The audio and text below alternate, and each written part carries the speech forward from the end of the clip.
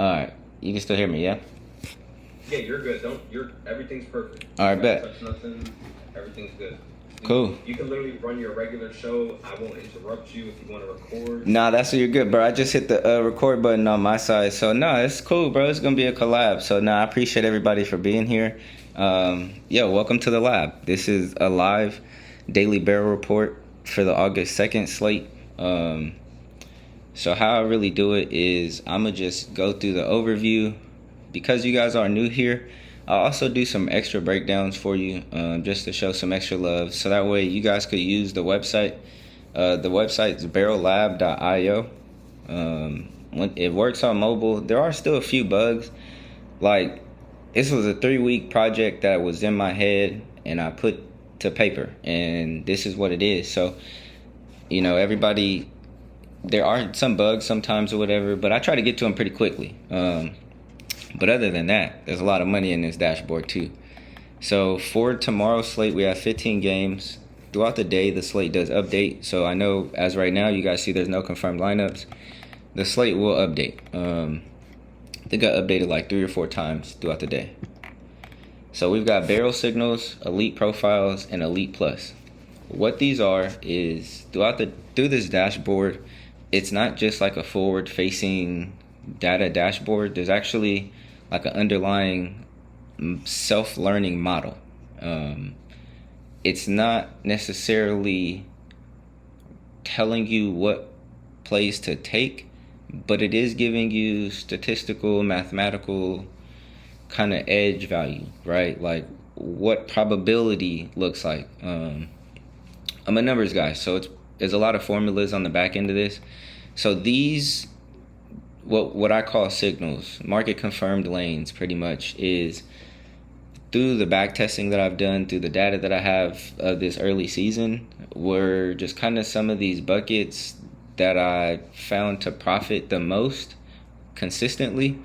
So a barrel signal is pretty much somebody who has a 70 plus barrel score, and a barrel score is just like an overall profile score. What is this person doing on a general basis? What it says, a barrel signal. What is their bat doing, right? The barrel signal, I tell my people, is mostly for hits, runs, RBIs, total bases. I run on Prize Picks and Underdogs, so I do a lot of hitter fantasy score. That's really the only thing that I do. But other than that, whenever you see a barrel signal, before it used to be home runs. I don't chase home runs anymore. Like, I created the dashboard because I was chasing home runs.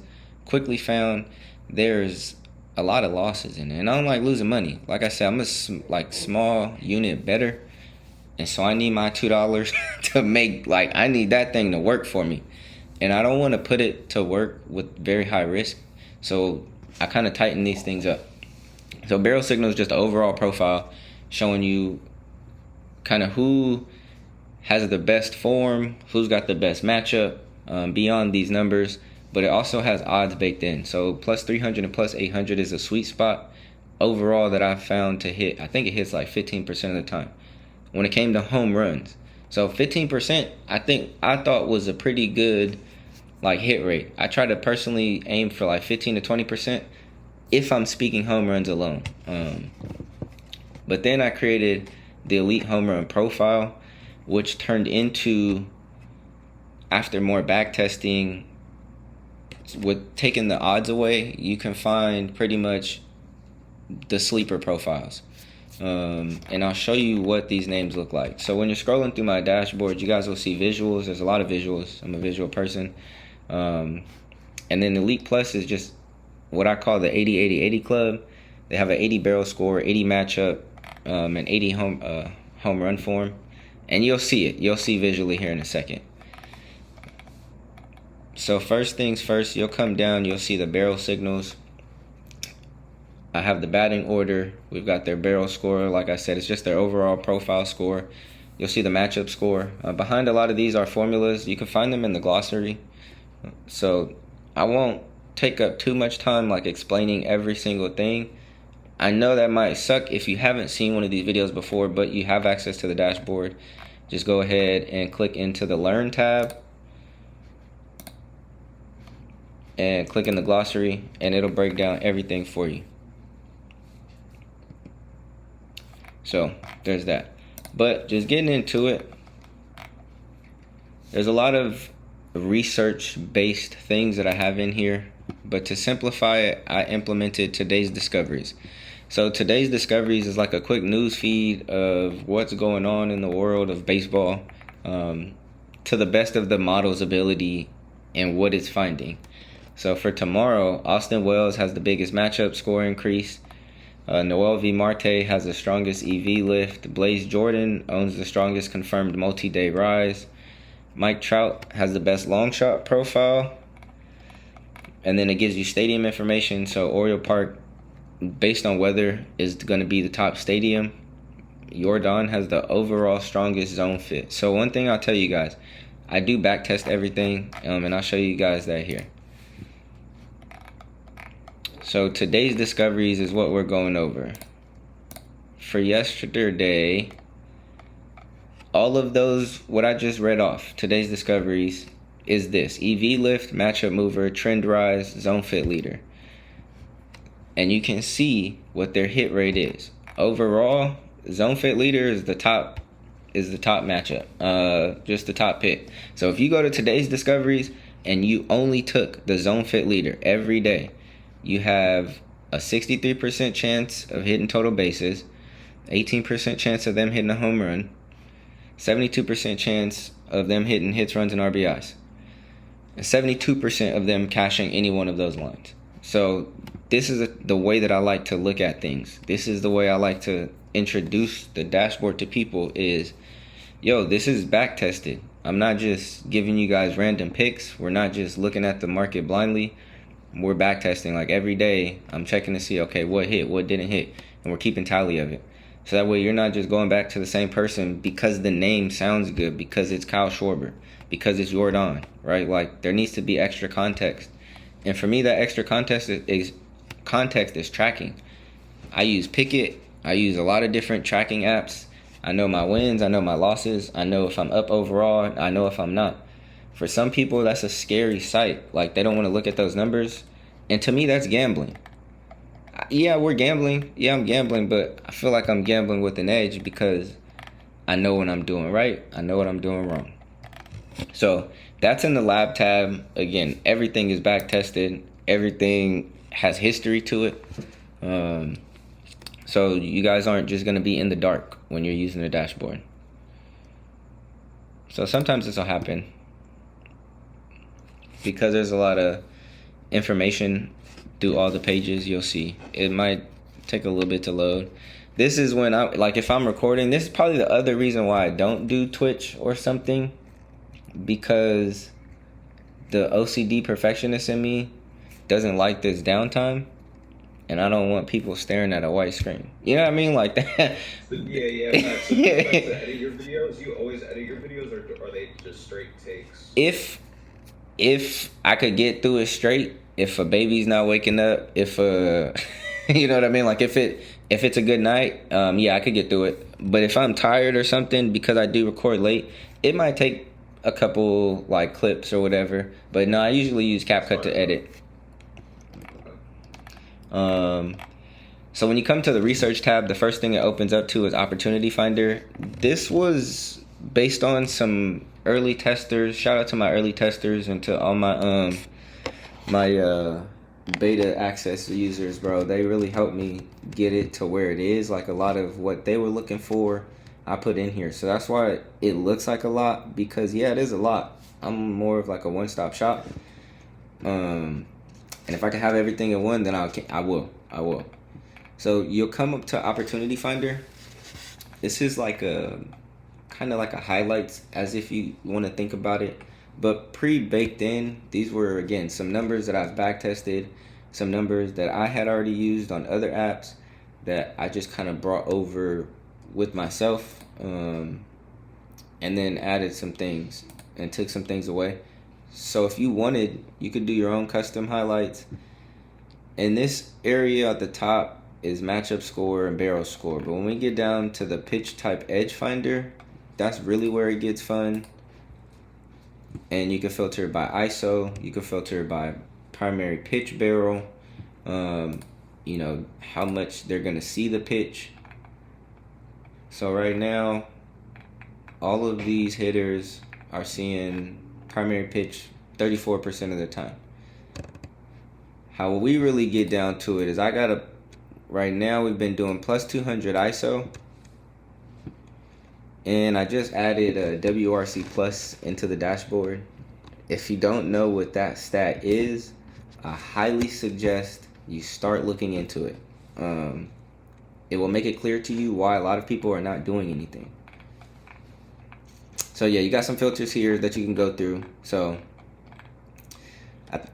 it's pretty cool, bro. Like a lot of this stuff is very customizable. It's to make it to where you have full control of the user experience to see what you want to see. So where I usually start at is right here in the pitcher attack board. What I'm showing you is the top 3 attackers and then the full attack board. So for tomorrow, we got Kyle Freeland, Merrill Kelly, and Galvin Williams. So what that tells me is I'm looking for Kansas City batters, Cleveland batters, and Arizona batters.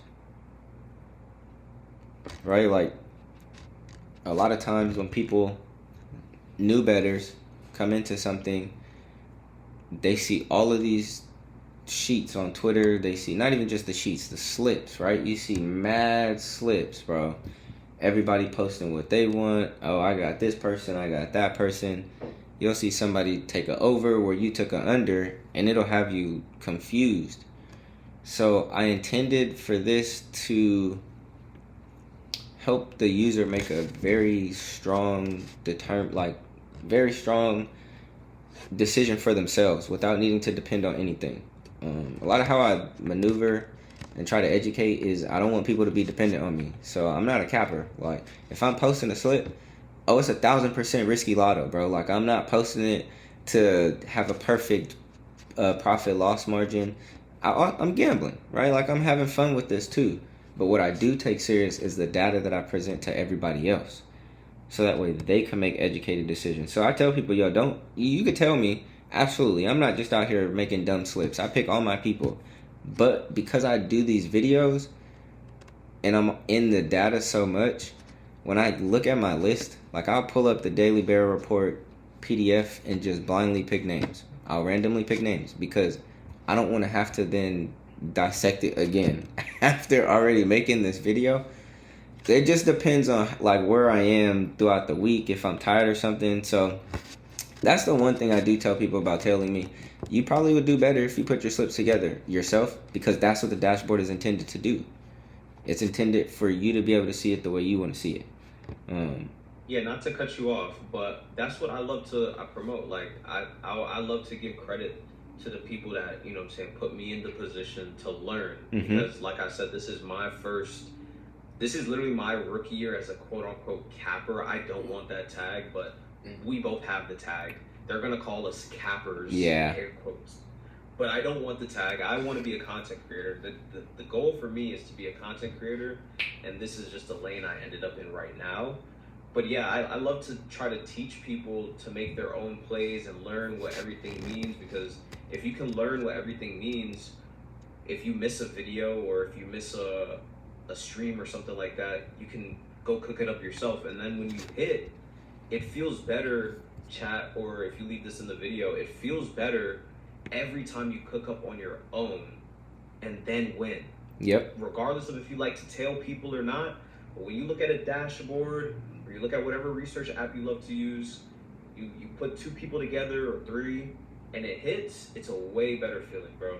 Absolutely. But absolutely. I'll let you continue on that. Nah, bro, you're more than welcome. Look, bro, this is a 100% collab video. I'm leaving everything in here. I can see you in your flow. When I see you in your, I've done YouTube for so long. I've done YouTube for like 10, 12 years, bro. There you go. Like Call of Duty and shit like that. So I know what it takes and how hard it is to make a commentary style video. So when I see you in your, you know what I'm saying? I appreciate that. I'm letting you flow, bro. Yeah. So, I feel like your people will appreciate the longer style of videos more, because majority of my videos are like an hour long, hour 15. Because like you said, I kind of get into a flow state because I like to educate. I'm not going to just tell you, yo, Kyle Freeland he's the top pitcher. But why is he, though? Because he's got a 7.3 ERA, so he's giving up an average 7 runs a game, 11.6 barrel, 42.9% hard hit. Like, there's a lot of context that needs to go into this. So, no, I appreciate you guys appreciating that. Even beyond the top... Yeah, I always tell people because I don't know if you see it on Twitter, but a lot of people have fucked up the Twitter write-up game. Like, they'll just post a screenshot. They won't even tell you the hard hit. They won't tell you the barrel percent. They won't tell you the average EV. They won't tell you the ISO. They won't tell you what pitcher it is. They just tell you a little highlight on there. And, a little green and boom, right? But that just, I feel like that has fucked up the game to where people like us are gonna go farther because we're making the actual content. Absolutely, bro. YouTube video. I'm doing Twitch. I'm saying we're actually making content to help people and give them that extra access, you know? Absolutely. It's that evergreen content. Like, hopefully we could come back to this video a year ago and see, like, okay, yep, I've learned from this. Yep, that did help me and improve this. Yep, somebody hit me up and said that worked for them. So, yeah, that's really the goal, bro, and the objective. And, no, I'm definitely rocking with what you got going, bro. So I appreciate you having me a part of it. But, yeah, this is what the attack board looks like, guys, when you guys get to here. And then on top of that, it tells you why they're attackable. So it's going to be either ERA, and not everybody's earned runs, right? And that's why, more than just having these visuals, I wanted to break down and give more context, because not every profile is the same. Somebody might have a 671 score and a 63 score, but Merrill Kelly's giving up more barrel than Kyle Freeland is, right? So little things like that, and he's giving up more a higher weighted on base average. So just little things like that is what I try to explain and break down to people and make clear, so that way they can see the patterns. But you also get the top bats to see who you should be targeting, and then after we get through the pitcher attack board, I like to go into the by game section. So by game is where you're going to see the main board. There's going to be 2 ways to go through it. This is really more mobile friendly. And then it's really just visual, bro. Like, making websites and stuff, a lot of things I realized. So yeah, what was something else I learned making this? A lot of people either don't know what they want, or they want something that they don't really need. Facts. And not to cut you off again, but I don't know if you remember what I sent you in the DMs a long time ago, bro. I told you, for me, it's a UI thing with websites, bro. Mm-hmm. I love it. As long as I can see the numbers, I can see a little bit of green. I'm not seeing 100,000 emojis. Yep. And all that extra shit. I'm fine. Exactly. So that's what I told you when I told you. I don't know. When I told you, and I still like how you have it. So It's nice and simple. Yeah, no, I definitely. I'm gonna keep it this way because I like to be pretty simple. I like to make things pretty easy. Yeah, because I feel like a lot of people, they get infatuated with seeing all the flashy things because they don't understand the numbers. Exactly. They might actually need an AI. And this is not a diss to anybody that uses AI, because I'm starting to use AI to try to learn like a little model feature and stuff like that for myself, and it's working. But, like, bro, you have to learn how to look at, okay, this guy has a good hard hit, good barrel, good ISO. You know what I'm saying? The pitcher's allowing good ISO, good barrel, all those other things, metrics, ERA, hard hits, barrels allowed to the certain pitches, whatever. And then that's how you make the judgment on your own. You shouldn't need a flashing, all this stuff. Like, you gotta learn. I feel like people need to learn. And how long, not to get on a rabbit hole, how long did it take you to learn every stat? Like, as far as like just knowing when you're looking at stuff like, oh man, okay, this is what that means, and okay, we're looking for this, and this. You know, when did it take you to that point where it's like, okay, now I'm just moving through, you know? To be honest with you, so like I said, this being my second year of baseball, I think creating the model is what got me into it a little bit more. And I encourage people to sit with data tables, sit with Baseball Savant, sit with MLB.com and go through a box score and just read it. Put your cursor over things. A lot of stuff has those definitions that pop up. I'm a real curious person, so I use Google a lot. That's my best friend. Google, I think, is the best thing on the planet.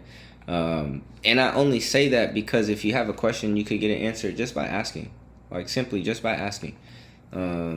So I think to really answer that question, it was when I had to learn to explain what it was. So yeah, if you really want to learn this stuff, go talk to somebody who doesn't know jack diddly about baseball, and go explain to them batting average. Right? Just go explain to them simple things, and see how much you even know. That's how I learned. When somebody asked me, "What is ISO?" I'm like, "Oh, it's a good question. I don't know. Let me go find out." So that's what a lot of it was. Is I just am a curious person. Okay. So yeah, continue. My fault. No, you're good, bro. It's not my fault, but you're good, bro. We're chilling. I can't see your chat now. Let me see. I'll go back to the chat. Chat, we good? Do you have? Yes, right here. Could you pull it up on your phone? Yeah. Oh yeah, I can pull it up on my phone. Yeah, you can pull the chat up on your phone, and then just turn the audio off, and then you'll be able to see you can just have it like, all you gotta do is look right down and see the chat. Yeah, I'll probably do that. But I'm using my phone as my mic. The struggle is real. Now we're good though. Hopefully, as long as everybody's good and everybody's chilling, I'll be respectful of time. You're asking no questions, bro. You have all time, bro. All right, bet. We are like we're degenerates in my stream. 5 hours talking about research. We watch videos and stuff like. Your time is all on you. This is your show. I bet. All right, cool. Yeah, and this worked out too because I started honestly like an hour or 2 hours earlier than I usually start. So this is perfect. Okay, yeah, your stream, bro. Go crazy, bro. So it would be fire if you had the chat on your phone, but it's literally your stream. So nah, I'm gonna figure it out. First game is Philly versus Baltimore. We got 15 of them tomorrow. So, with that being said, you don't have to chase every game. How I like to structure my slips is I pick one player from each game. Not in any particular order of game. Like, a lot of the times, like I said, I'll go straight down the list. Because for me, if the player's on the list and the model put it on there, I'm trusting it. Why do I trust it? Because I see the numbers in the back test log. I see the history. I see the context. And I know, okay, this is the hit rate.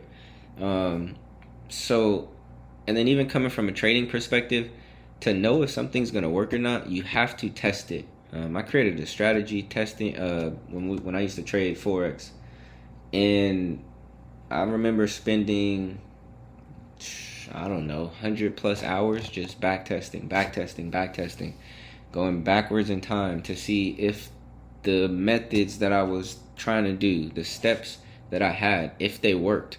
I saw something that said a lot of people are focused on the outcome and not the process.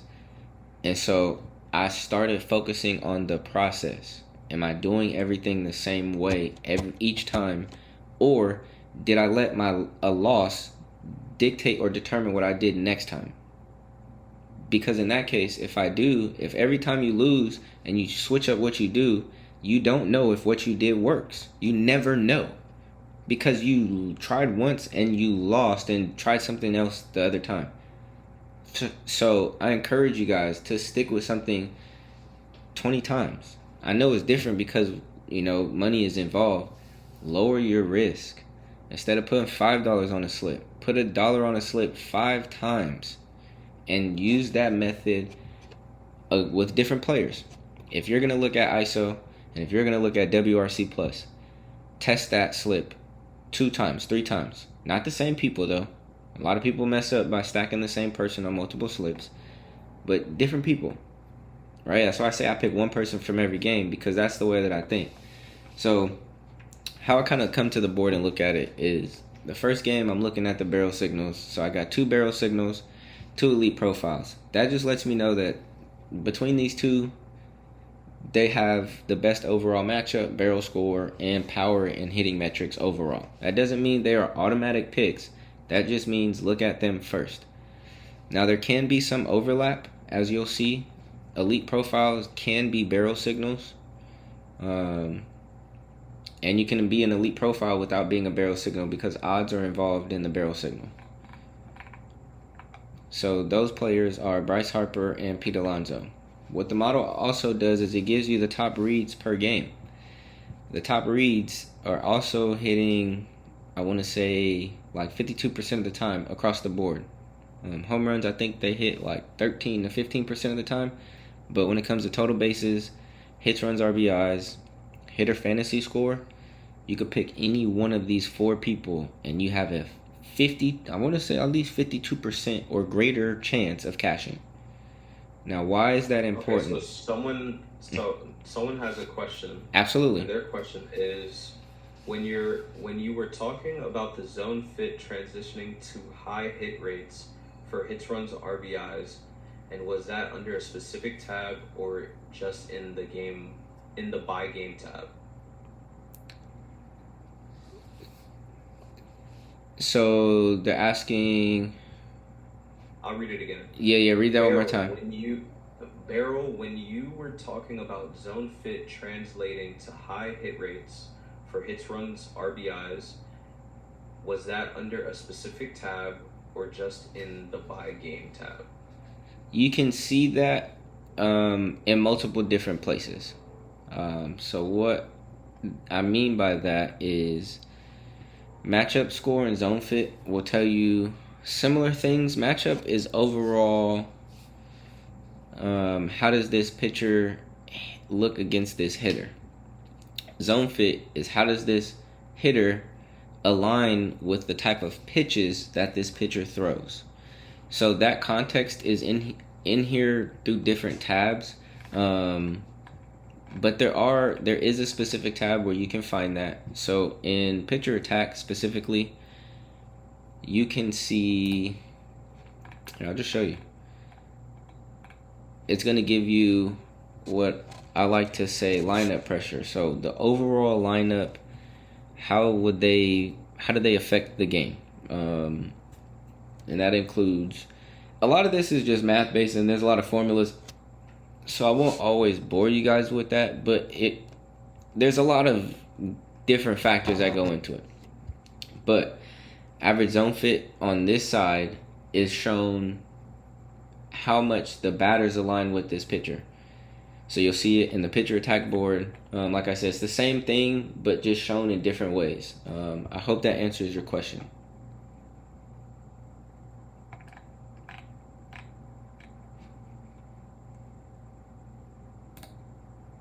Okay. You keep going. I'll see Cool. what he says. All right, cool. Makes sense to me. No, cool. Yeah, no, absolutely. So yeah, that first game, like I was saying, the top board you could take, and 50% of the time, 50% or more, you're gonna hit. Now, why is that important? It's important because if you don't know the average win rate that you need to break even, then you are just willingly donating money to the books. I'm trying to think, do I have that graphic somewhere? I'll send it to, here, let me send it to you.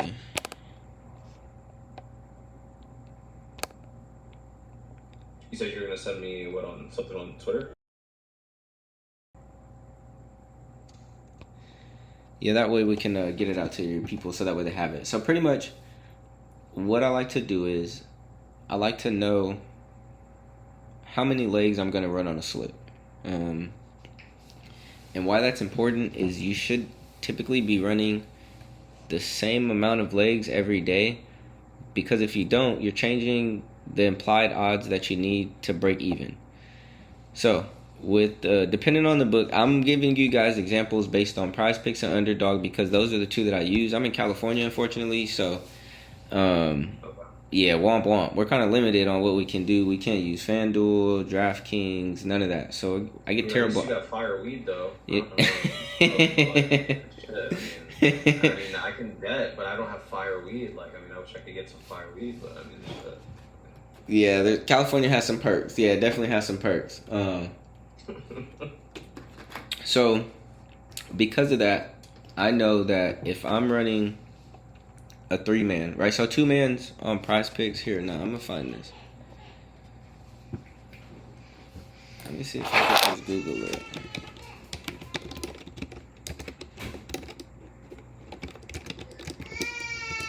Sorry about the baby in the background if you guys hear that. No, you're good. You're good. Let me see. But, what's this chart you're talking about? Where's the one that I saw? I think it's this one. Nah, that's like somebody's custom one that they made.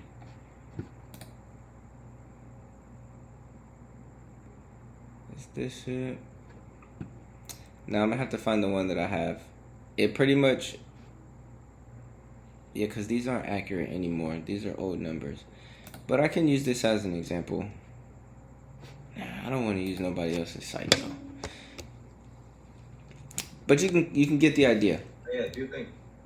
Doing like a 3-man, doing a 3-man power, there are different odds to win each of those slips.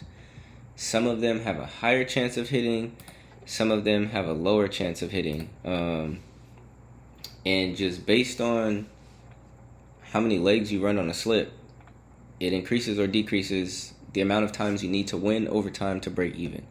So I personally I don't run 2-man slips anymore because you have to win like 56% of the time just to break even. Now it doesn't sound like a lot, but when I break it down like this, so for 3-mans, flex or power, right? 3-man power, you only need to win like 53 to 54% of the time. Now that's important because that 2% difference makes up a lot of profit in the long run, right? Like we're talking about over time, consistently betting the same unit, consistently betting, like having a method to this, like not just coming into gambling as gambling. Like I don't want people to just gamble. I want you to strategically be doing this, right? There's a method to this. There's a reason why some people get banned from casinos, why some people get banned from betting in Vegas, because they know the method, they know math, they know how to just, I don't want to say fix odds, but they know how to beat odds by finding different edges. And that just comes from understanding and knowing what's going on. So knowing that you only have to win like 53% of the time for the 3-mans, I use those a lot. 4-mans is the same thing, like 52 to 53% of the time. 5 and 6-man flexes though is really where it's the easiest. I think you only have to win like 51% of the time, 52% of the time, which it sounds crazy, but the upside potential on a 6x flex, right, is 25x versus a 3-man or 2-man, that's 3x. Yeah, you could win more consistent on the 2-man, but I only have to win like 2 6-mans to really still beat you in profit, right? Like that's the way I think about it, and that's why I understand you could have a terrible win-loss ratio and still be in profit because you're losing small but you're winning big. So I hope some of these concepts will stick with you. Other than that, now that I've done like a little bit of intro, you guys know a little bit more about how the dashboard works. I'll just start ripping through it and really giving you guys the breakdown, the rundown, how I look at the board. So let's get into it. I think someone says, so he actually, the run, see this question's got me confused. He's got to pass the blunt. He said, so he actually, the run more 3-mans on purpose? Interesting. I don't even know. Yes, I will run more 3-mans on purpose. Absolutely, yes. Okay. Because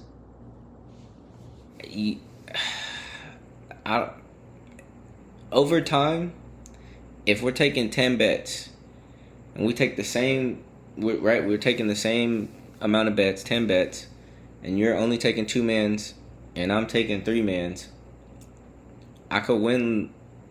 I have to win less often than you do. Does that make sense?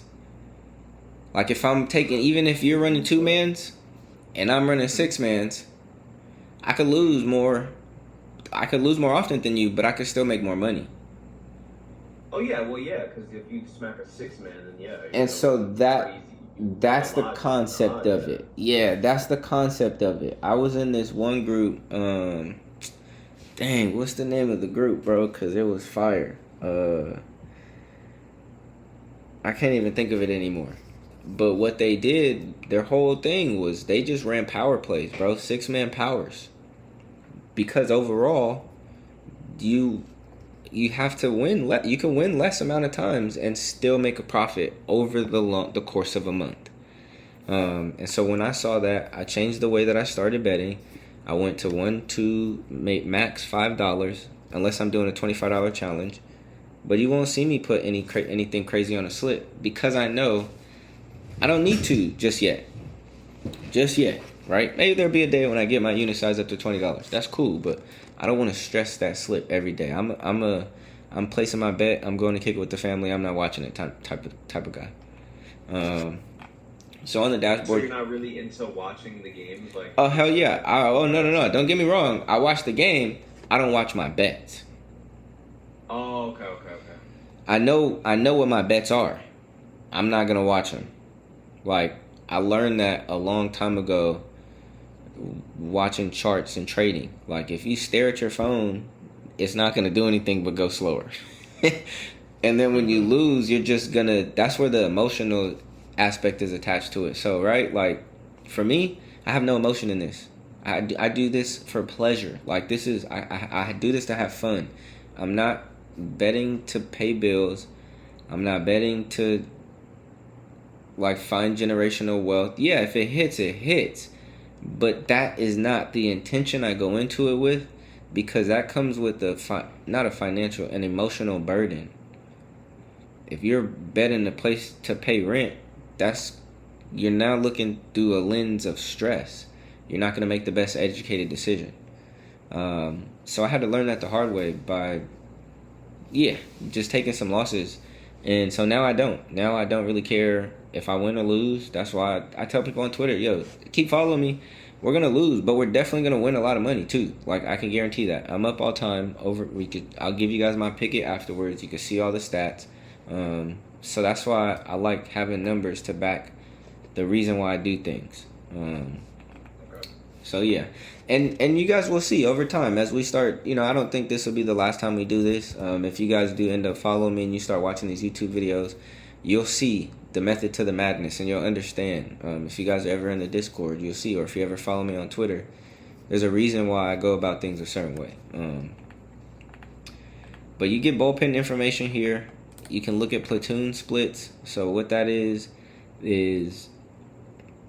well, you can look at just splits in general. But I look for platoon splits. So if you don't know what platoon advantage is, it's just when the batter is the opposite. Yeah, break that down. Oh, my fault. Yeah. No, you're good, bro. You're good. Full breakdown for everybody. Yeah. Give it a full breakdown. Yeah, because I know a lot of people, again, they just hear these words, bro, these terms. They're buzzwords. That's what I like to call them. They hear these buzzwords and they don't know. So platoon advantage, if you ever hear or see that, it just means that the batter is the opposite hand of what the pitcher is. Right? So if the pitcher and the batter are the same side, right-hand pitcher, right-hand batter, that means there is no advantage. If the batter is the opposite hand of the pitcher, left-hand pitcher, right-hand batter, that's what they call platoon advantage. Why it's called platoon, don't know. But what I can tell you is it's an advantage because a left-handed or the other opposite hand can see the full path of the ball. Right? Like I could see the ball. Just visually think about this. Right? If you're looking at a right-handed pitcher, he can see the whole delivery, arm coming out of the glove, whole shoulder coming across. But when you're on the same side, you see things differently. The arm goes off to the outside of your peripheral vision. Right? You have to focus on the ball. You can't see where his hand is going. You can't see where that shoulder slot is. And all of that is just, that's where you get technical, right? Like, pitches come out of different slots. What is a slot? It's a different angle that the pitcher throws the ball at. That's it, right? So if you ever hear them say, oh yeah, the ball, it looks like they came out of the same slot, so it's hard for them to hit a slider and a fastball, it's because pitchers now have gotten better. They have to be able to deceive batters with these new rules, pitch clock, all this stuff, ABS. So pitchers had to advance the game, and they do that by learning to throw two different pitches from the same angle. Look at videos on Twitter, Sasaki, Paul Skeens, all the good pitchers, your Savage. They have this type of control where they could just freak a ball in the middle of the air, and it just does what they want it to do. That's why the game of baseball is different now, because it's analytically driven. They know this. Do you think Kyle Bradish doesn't know Kyle Schwarber's about to wash him tomorrow? Of course he does. So he's going to throw him different pitches. You know what I mean? He might. That all of the time. These guys have better websites, better AIs. They have everything better than what we have. So what makes you think yeah, we have a betting advantage, but when certain people will be like, oh, he never even seen the pitch. Bro, of course, because they probably had the game plan. They had the game plan. We're betting again. That's why me personally, I love to target pitchers that throw fastball above 40% of the time, and I find a hitter, and then I trust that matchup more. That's kind of how I target slates. I know people do have their own theories and stuff, but I look for high fastball matchups, even if it's a good pitcher that's throwing a fastball, maybe even Zach Wheeler fastball. It depends. I didn't really look too deep into it, but no, we definitely can target really high fastball matchups. That's how I do it. Yeah, no, that makes sense. Somebody on YouTube, somebody in the chat said tunneling pitches. There's breakdowns on YouTube about it. Pretty fascinating. Yes. Which is what you were just talking about. Yes, absolutely. Please go do that. That's what I'm saying. If you're going to be playing a game, betting on the game, you need to know the game. You need to know the game that you are betting on, that you are putting money on, because then you just be flying blind. You won't understand why there is a center fielder throwing a pitching in the seventh inning, right? Because they're up 12-0. They're up 12-0, and there's no reason to use the pitcher, right? People always wonder, oh, they're giving him a free home run. Nah, they're saving their pitcher for an actual game, actual competition. So just understanding different contexts does make it a little bit easier to kind of read stuff. So looking at and knowing now what platoon advantage is, this is kind of how I look at it. Knowing that Kyle Bradish gives up, on average, right, 8.3 barrel to the lefties. He gives up 23.8% home run to fly ball ratio, meaning the guys are hitting the ball in the air whenever he's pitching. This is actually Zach Wheeler. My bad. So Zach Wheeler is given. The guys are hitting the ball in the air. However, looking at Woe Bacon, which is weighted on base average per contact, the difference between weighted on base average alone and weighted on base average per contact is this only counts balls in play. Weighted on base average includes fly balls, line outs, walks, ground outs, stuff like that, right? But this is only balls that were in play, not walks, not anything like that. Hit by pitch, right? None of that. That's not included in these numbers. So that's why you'll see some of these extra, slugging per contact. I want to know what it's like when they're actually hitting the ball. Not when nothing else is happening, but when they actually put bat to ball, barrel to ball, what's going on. But looking at pitcher splits, how I use this, how I started using this is we can use this for pitcher strikeouts and pitcher walks.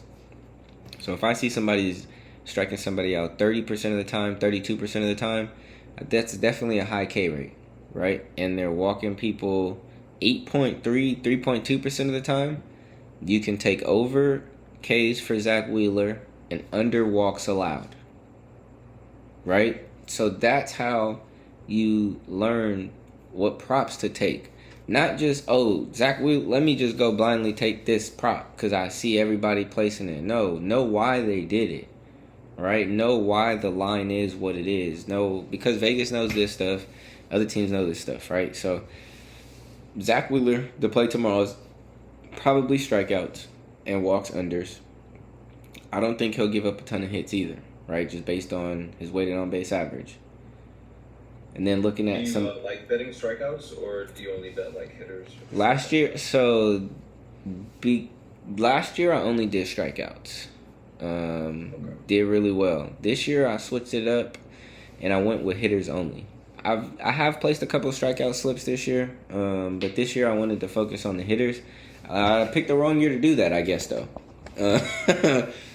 But okay, so my question, because I love strikeouts. That's kind of how I got my discovery in X. So like, what do you think is like, why not? Like, because I feel like it's a good median balance, because like for times where like the last week where or the last since All-Star break, bro, all the pitchers have just been feeding bread, and then the hitters have just been cold, and the pitchers are just the ones striking them out. And people, I feel like trends like that, people don't understand because it might be their first season. Yes. Or they're not too, even if it's their second or third season, they weren't too involved into understanding, like, when these guys come back from All-Star break, they're not just going to be the same hitter, even though it was a 2-day break. They're not just about to be the same hitter they were, That's exactly. why we're starting to get back to the high 30 home runs and 40 home runs. I think we just had like 30-something. Yeah. So I feel like people, like, if you really want to learn this sport, like he's saying, you have to eat, breathe, sleep, shit, literally, chat. Like,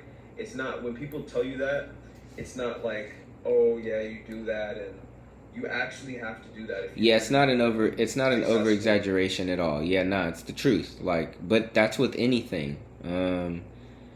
The 10,000 hour rule, right? I'm pretty sure you guys have heard of that. It's 10,000 hours to become a master in anything, right?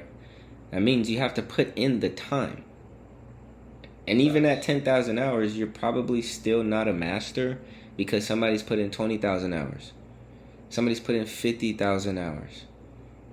So, yeah, time is relative to how bad you really want it. That's why I stay up till like 1, 2 in the morning sometimes putting these videos out, because consistency is key. And that's really what I'm trying to do, is I'm trying to prove to myself this is for nobody else. Like, I did this for me. I did this, like I said, because I wanted a dashboard, but people were able to use it. They like it, so I'll share it. Like, I don't mind that. And this is just kind of what came from it. But yeah, K's, I do like strikeouts. Zach Wheeler probably looks good. And then for walks, Kyle Bradish, you can go over on walks, right? Why is that? Because 11% of the time and 10% of the time, he's walking both lefties and righties. And this is giving you the context of how many times he's thrown, right? There's balls been in play. So the batter's faced. So this is a pretty nice sample size. So at least 20 to 30 walks already. That's a lot. That's a lot of walks. And then when you're looking at somebody that's got 3% walks, right? So seeing the numbers side by side will give you more context and help you understand. After you break down the pictures, you come through the table. So you guys are probably honestly familiar with all of this because it's similar, right?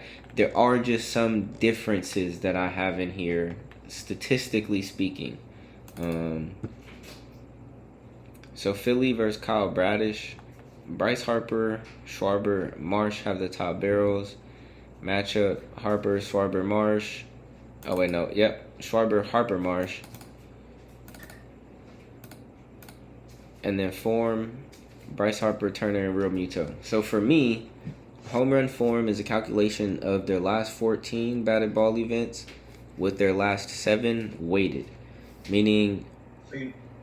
Hold on, that's it. So I was literally I was going to wait, but I was just going to ask you, what is the home run form, like, formula? I know you don't want to actually say the whole...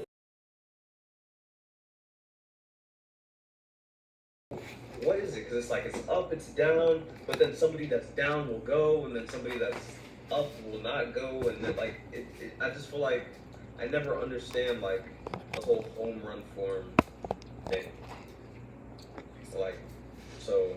Yeah, so of course, and that's really why I like having the general context that still. Home run form is really to show you the lower tier guys who are on a hot streak. Right? And what I mean by that is somebody like Trey Turner. Overall, Trey Turner's numbers are a little down. Right? He's got a 154 ISO. For us, I mean, and most people, I'm looking for a plus 200 ISO. That's kind of what we've been implementing and testing with in our community. Plus 200 ISO. You said what?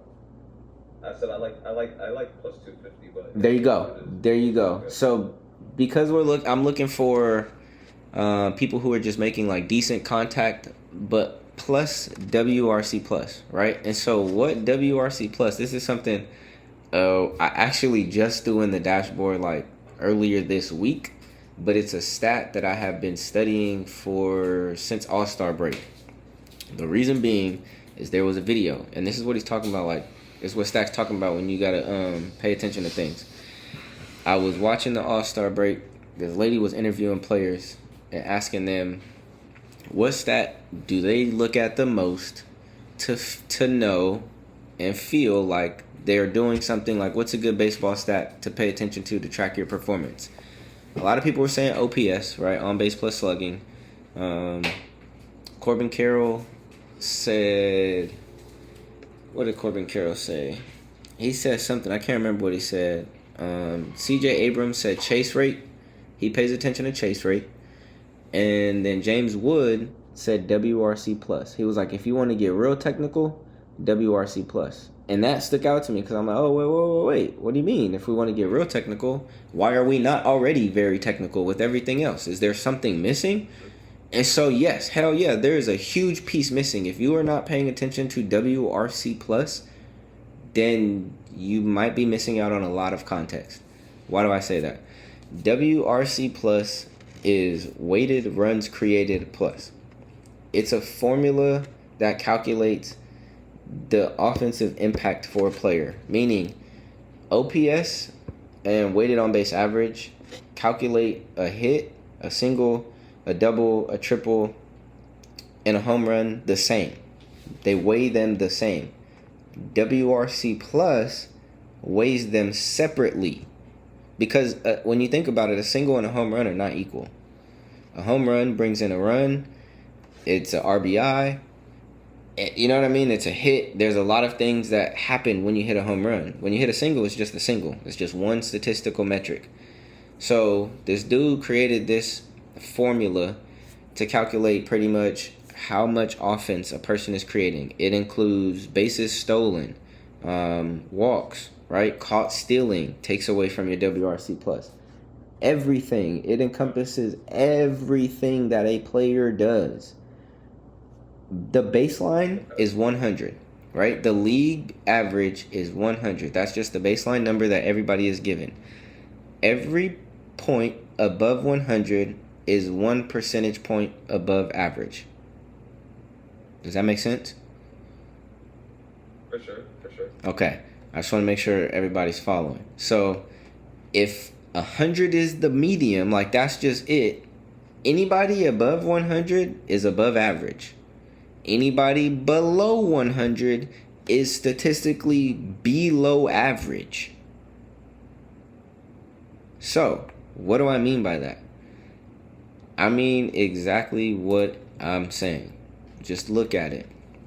ISO is isolated power, right? So it's pretty much showing how hard a person is hitting a ball, how many extra hits or extra base hits they are creating when they hit the ball. So this is just purely a power metric, right? This is an offensive metric, though.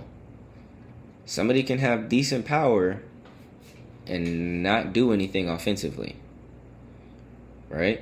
Somebody can have okay power. I'll have to find better examples. Philly's been an iffy team this season, and their only offense right now is coming out of Schwarber and Harper. That's why the names are always the same two getting rotated. So then, yeah, people started chasing Brandon Marsh. Trey Turner's been having a good season, and Bryson Stott is kind of on the up and up. I've been paying attention to him a little bit. But when you really look at it, it becomes clear who's actually doing something, though. Like, if I go to a book right now, Price Picks, all of these guys' fantasy score is going to be 3.5, 4, 5. What does that mean? A hit is 3 points. A run is 2 points. A RBI is 2 points. Schwarber's line is usually like 6, 5.5, 6. So they're already factoring in. He's going to get at least 2 hits. He's going to get a hit, get walked, and score. Like, all of that is factored into the books. But you have to know why. It's because they know what we know. They know the offense comes through Schwarber and it comes through Harper. That's why these guys' lines bump.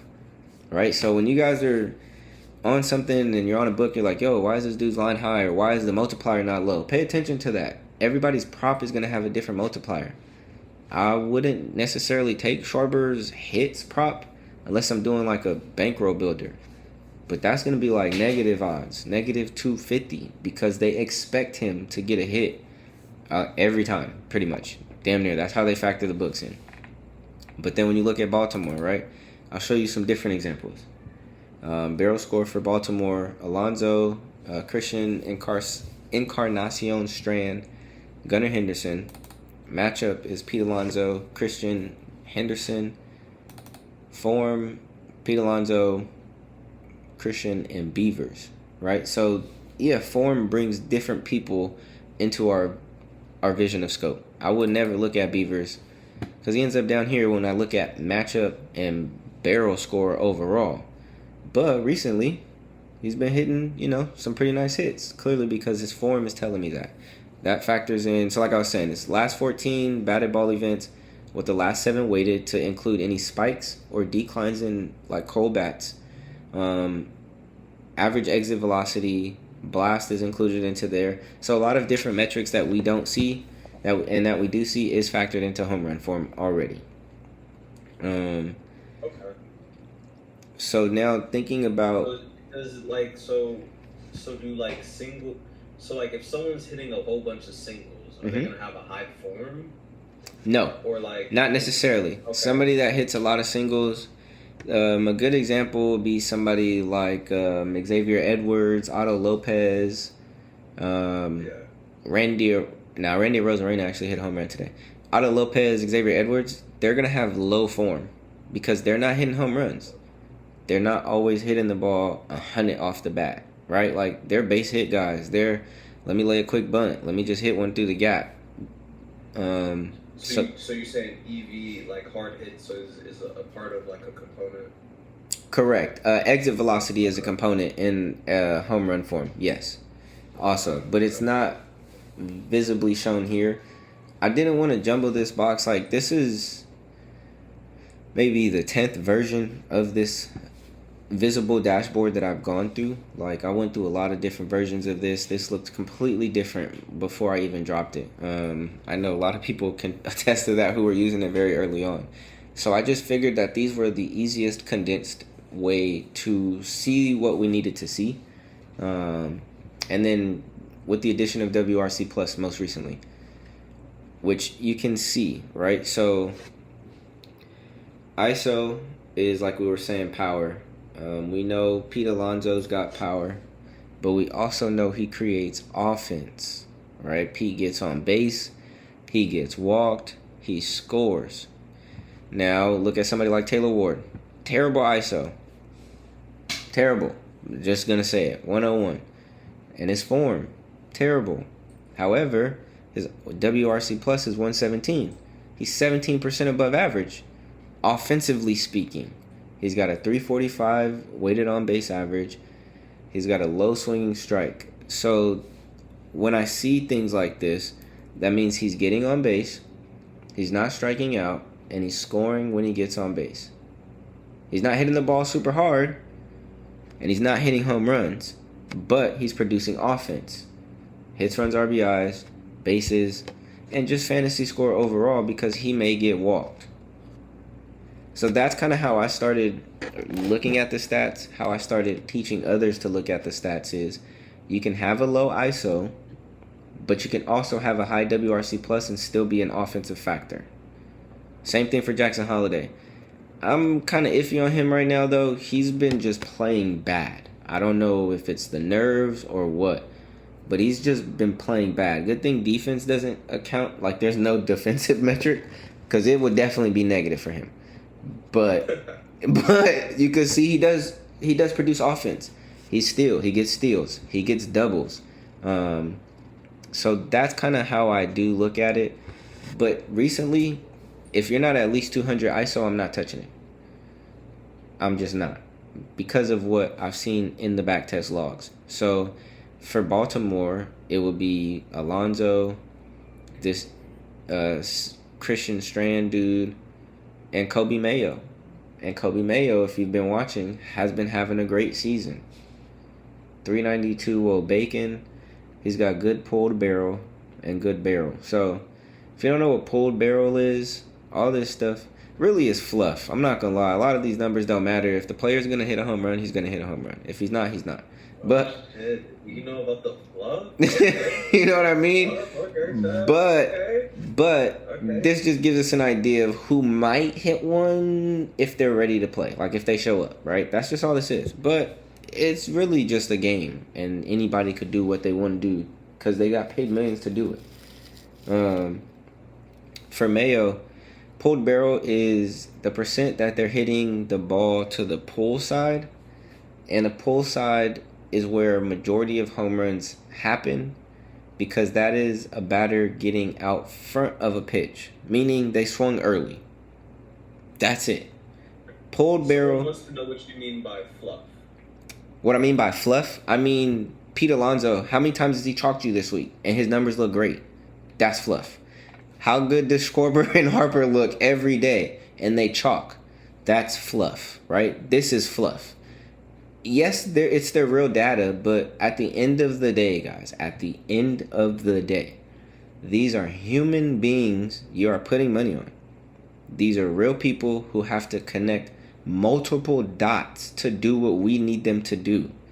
They have to see a baseball coming at them average 90 miles an hour. Nowadays, an average 96 miles an hour. That's less than a second reaction time that they have to bring the barrel to the bat. That takes time. It's 0.2 seconds or something like that to bring the barrel square into the middle. Like, when you think about it like that, you could be like, oh, yeah, okay, so ISO don't matter. It doesn't matter. If Kyle Schwarber is going to miss a pitch, he's going to miss a pitch. It does not matter how the zone overlap is. It does not matter. Right? Like, that's what I mean by fluff. I'm not saying I don't trust the data. I am just saying it's merely that. There is still skill that is involved in this. That's why I take the emotion away from this. Go to the batting cages. I promise you. That's the next challenge. After this video, go to a batting cage. Go in the 65 mile an hour cage. Go in the 75 mile an hour cage. And ask yourself between that 10 mile an hour difference if you felt something. Now then imagine it being 20 miles an hour faster than that. Right? Like, nah, I can only imagine seeing a 105 come straight down the middle. You know what I'm saying? Like, you can't blink. You can't blink. You can't, like, it's when you start to understand this, like, that part of the game, you realize, okay, we're playing with the game of inches. You guys see ABS. We're talking 0.1 inches between a ball and a strike. Yeah. That's at the judgment call of another human.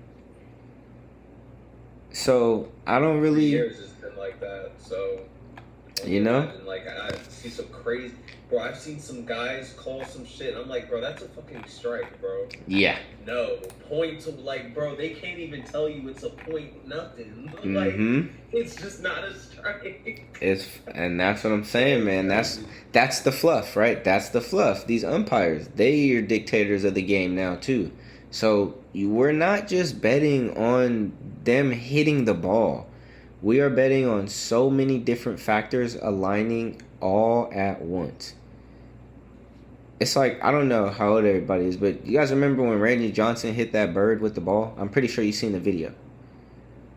Like, that's what we're betting on. We're betting on things to align that perfectly and magically.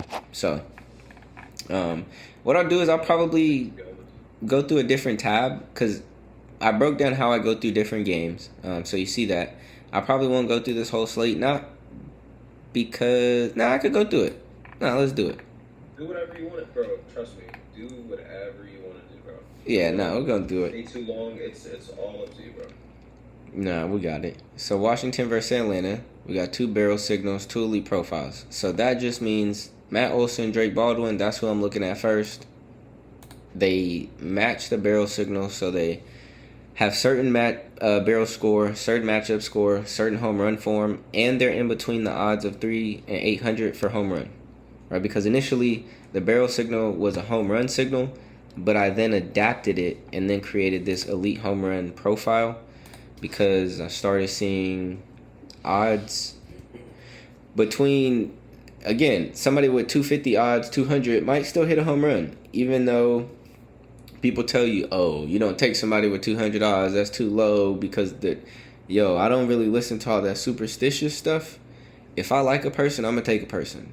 That's it. I try to block out the noise of everybody else, what they feel, how they say, or you know what I mean? So that's one thing I encourage you guys to do is block out the noise. After you get this stat and information from me, strip away my bias. So my question to you now, because I've been preaching not to play Kyle Schwarber at 162, bro. Like, I mean, don't. Because it's not worth it. He's been in a good spot, but like people come in the chat. Yo, it's Kyle Schwarber today. No, it's not Kyle Schwarber, by the way. And that's especially at plus 162. Exactly, and so that is it. Comes down to why that is a thing, right? Like why people will, like Stacks is saying, don't take him at that, is because statistically, over time, if you keep betting on him at those odds, you are losing money.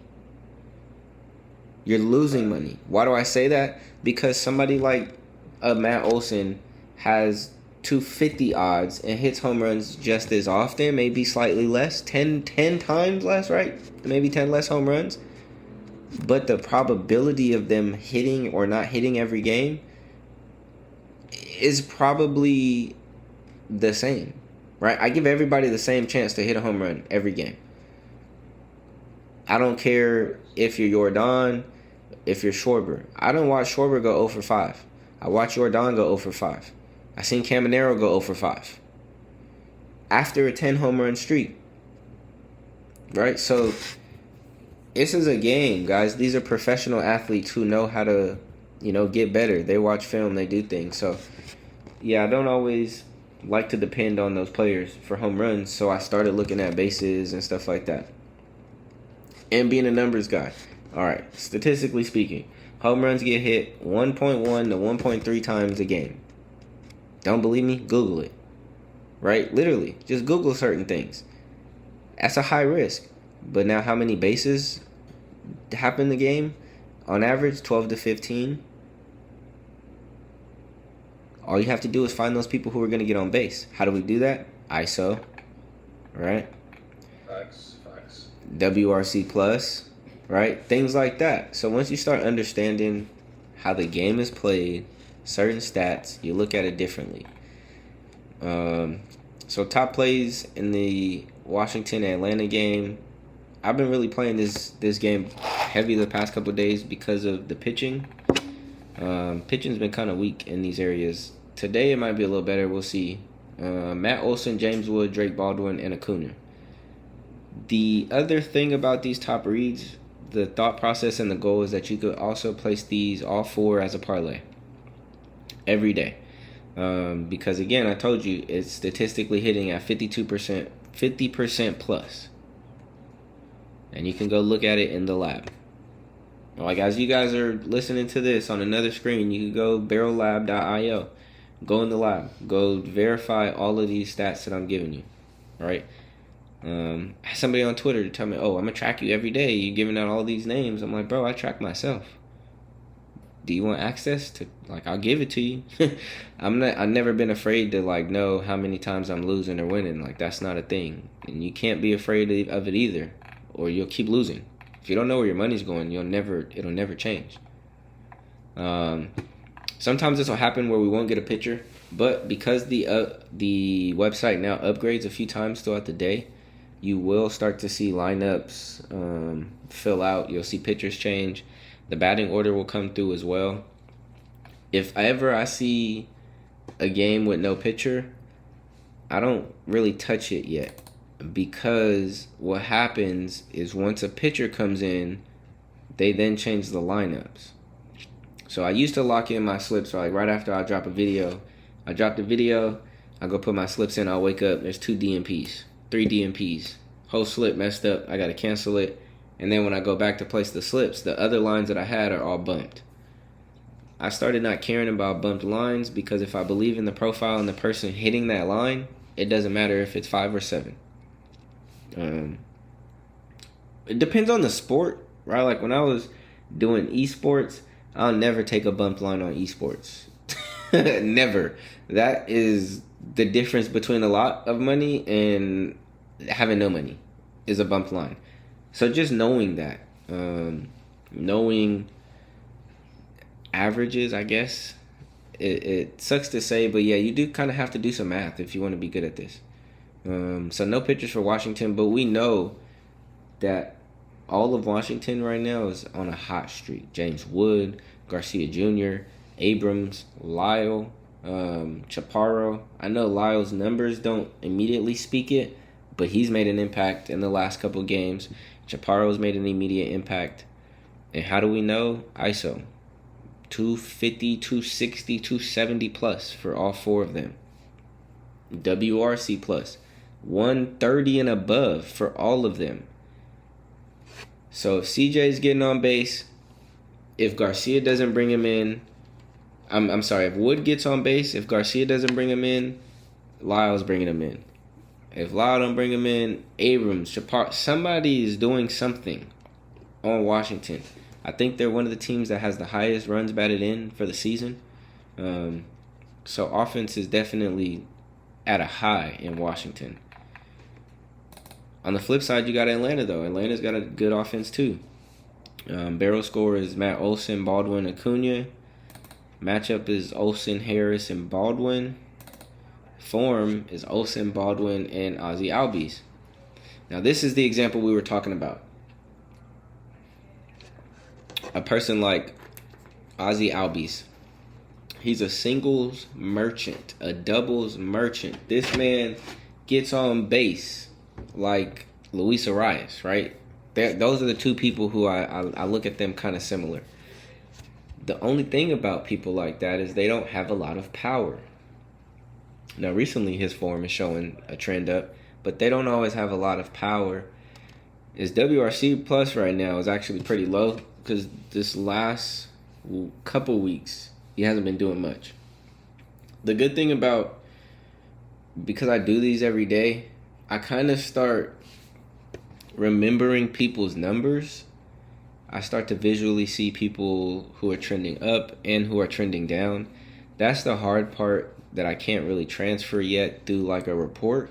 And that's what you'll see a lot of people say, oh, that's just the player's intuition. I used to play baseball. Or I could just look at it and know. Or, oh, I just had a gut feeling.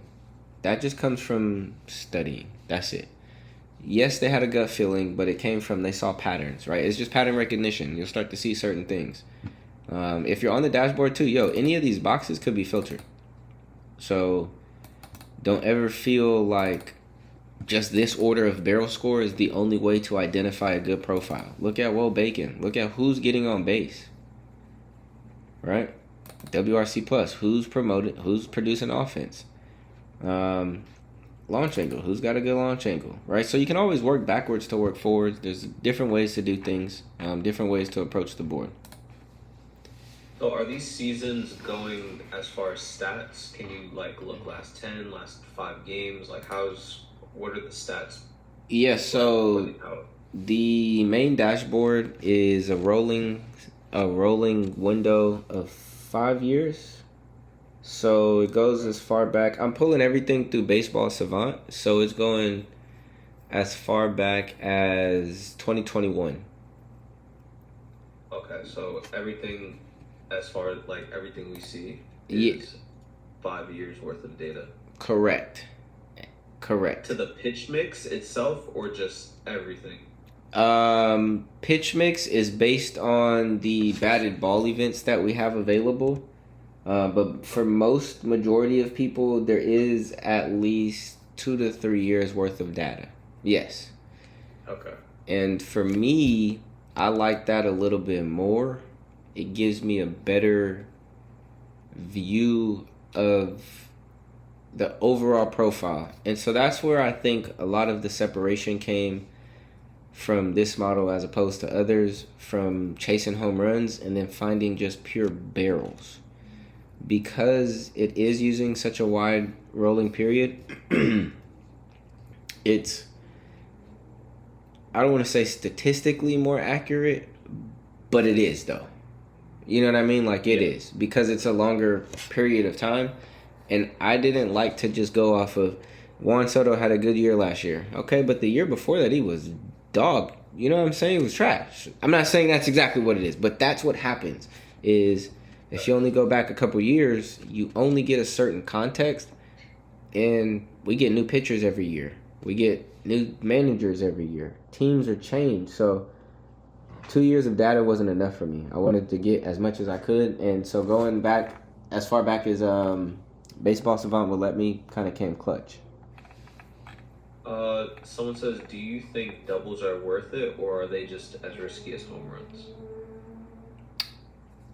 So they are riskier. They're just as risky, right? Because you got to hit the ball, and hitting the ball in the major leagues is already hard enough. But I will say doubles happen maybe less often than home runs. Yeah. Okay. Yeah, because I mean, think about it.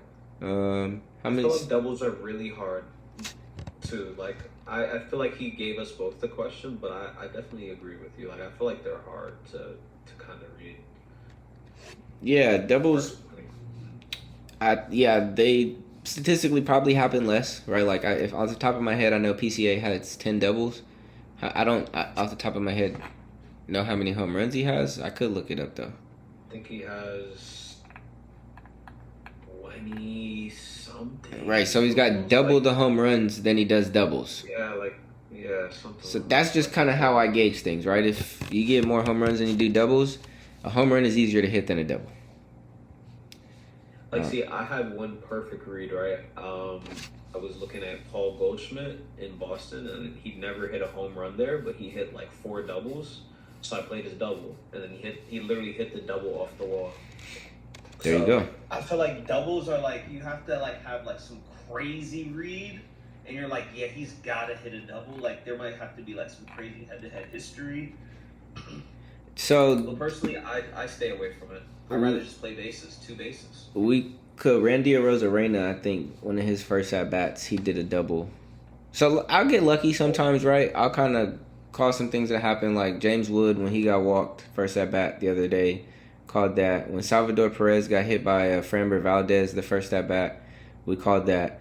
Not like you could bet on it, but it's just understanding context and players. It helps. So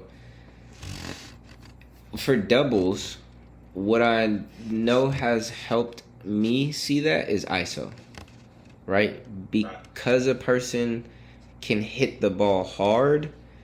ISO, like the formula for ISO is literally like bases times bases times bases, or whatever it is.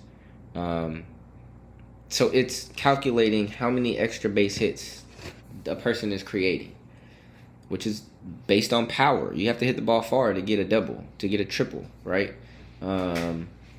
So looking at ISO, you can kind of tell who has a better chance of hitting a double than somebody else. So hopefully that helped them with some clarity. So we got St. Louis versus Max Scherzer. 9.49 ERA. What? That's 6.6 Ks over 9 innings. If St. Louis doesn't put up 9 runs tomorrow, then I'm concerned. Max Scherzer, I'm surprised he wasn't the top smash spot for pitchers. He was last week, the last time he pitched, maybe a couple days ago.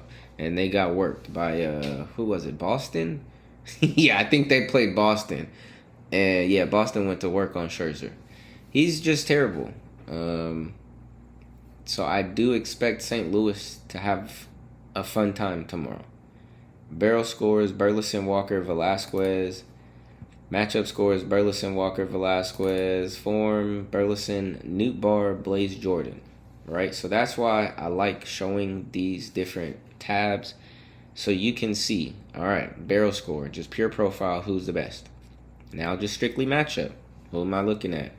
Now recent form, recent actual contact, who's doing something. That's where you see these guys. Blaze Jordan did hit a home run, I want to say, was it earlier this week or over the weekend? Nootbaar, I like Nootbaar. Nootbaar's pretty solid. He's just having a little down year, I think. Might have been dealing with an injury earlier if I can't remember correctly. So I typically look at those, and then I'm going ISO.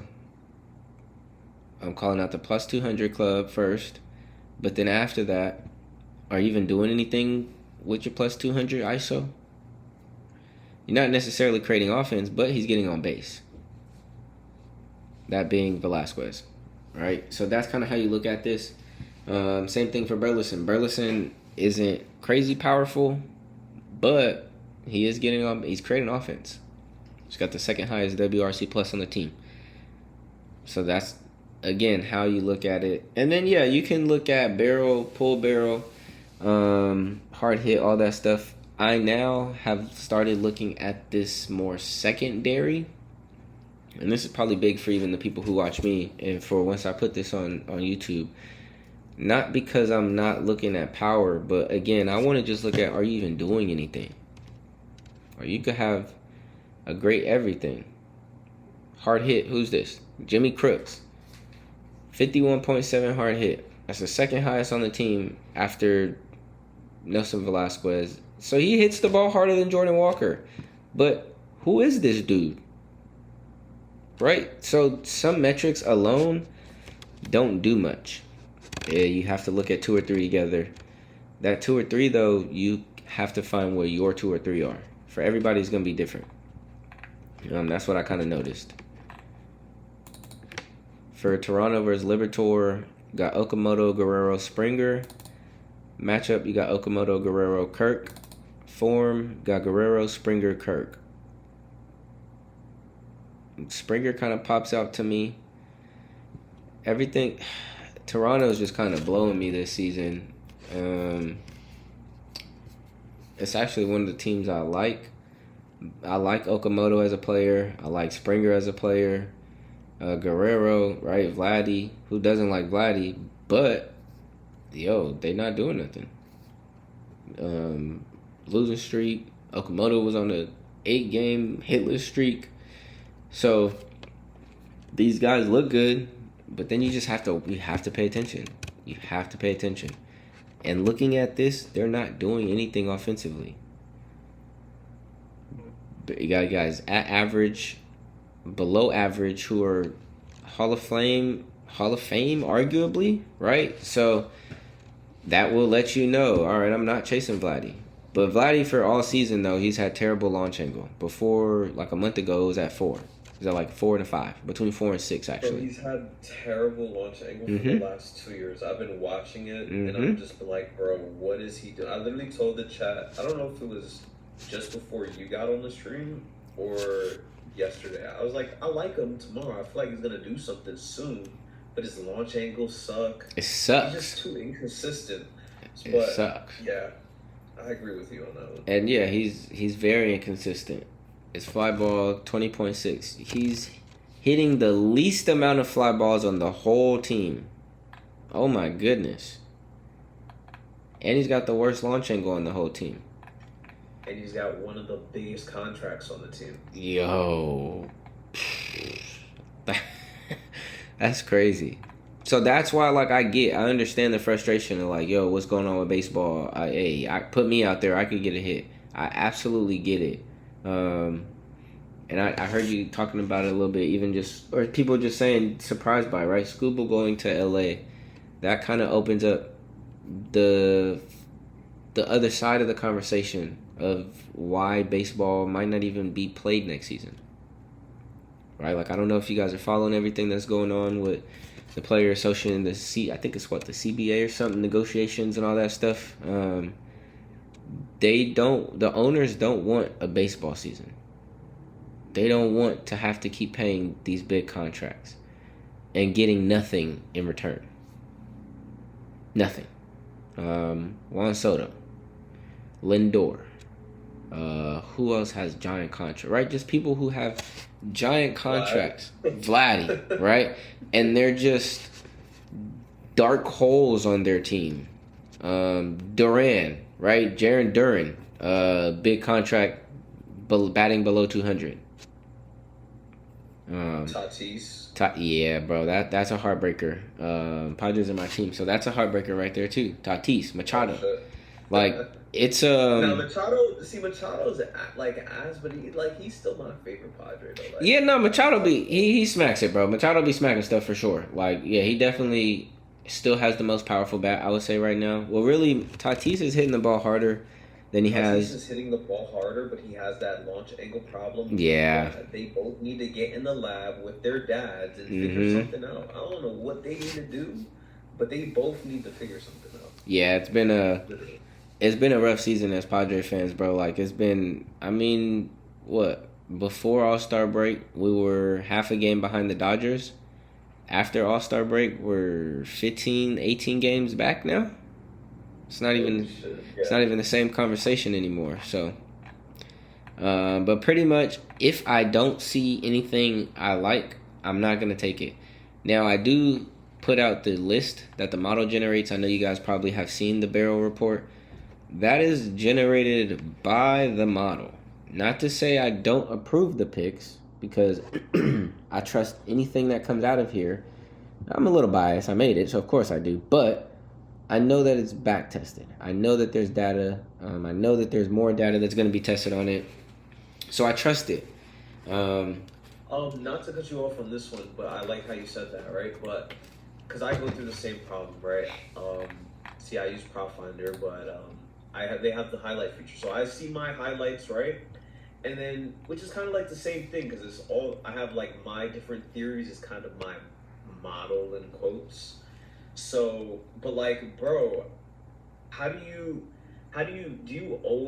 just take everything at the top of the list sometimes, or do you just does your bias still kind of conflict on the number, let's say like the number 5 or like the number 8, and you're like, I like the number 8, but I'll stick over here, right? And then boom, number 8 is the one that hits, and it was like, oh, it was always so and so, right? Like, how do you look at your list per se? Like, how do you look at the projection of your models? Nah, for sure, because that is something I did struggle with in the beginning.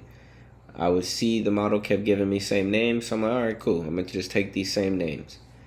And then I started to add more context, and I realized that there are like bad good plays, if that makes sense. Okay. Like, a play could be good, but it's not worth the risk. Like a Kyle Schwarber. Yeah, a home run play is good all day. But do you really want to risk it knowing Kyle Schwarber has one of the highest swinging strikes on that team? Right? So sometimes I look through the list, and now there's a lot more context. Let me see. You guys can see these other tabs, right? Yeah, you're good. All right.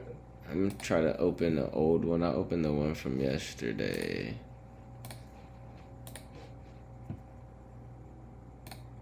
Right, so when I look at it, I didn't even realize this didn't update properly. I used to stop and just go, yep, all right, I'm going to take Alec Burleson, that's the top name. I'm going to go Dominic Canzone, that's the top name. Right, I would do that. So this is for the people for today. Yeah, this was for today. This was today's list. Okay. The first. So I didn't take anybody from this game. Yeah, I didn't do the bear report yet for this video because I was doing it live. So this was yesterday. Sorry, the first. Yeah, so this isn't going to be for the second. This was yesterday. Which was today, I guess, still. Yeah. So August 1st. Yeah, August 1st. So this is kind of how the list is presented. Let's say I'm picking Pittsburgh and Cincy. After already going through the data tables and already seeing the numbers, I'll then come here. But now I stopped caring about that stuff. Like, I stopped caring so much about, all right, matchup score is 76. Bet. Yo, Max Kepler might be the one to go yard tomorrow, and we did all that for nothing. So that's why I say, just shoot your shot.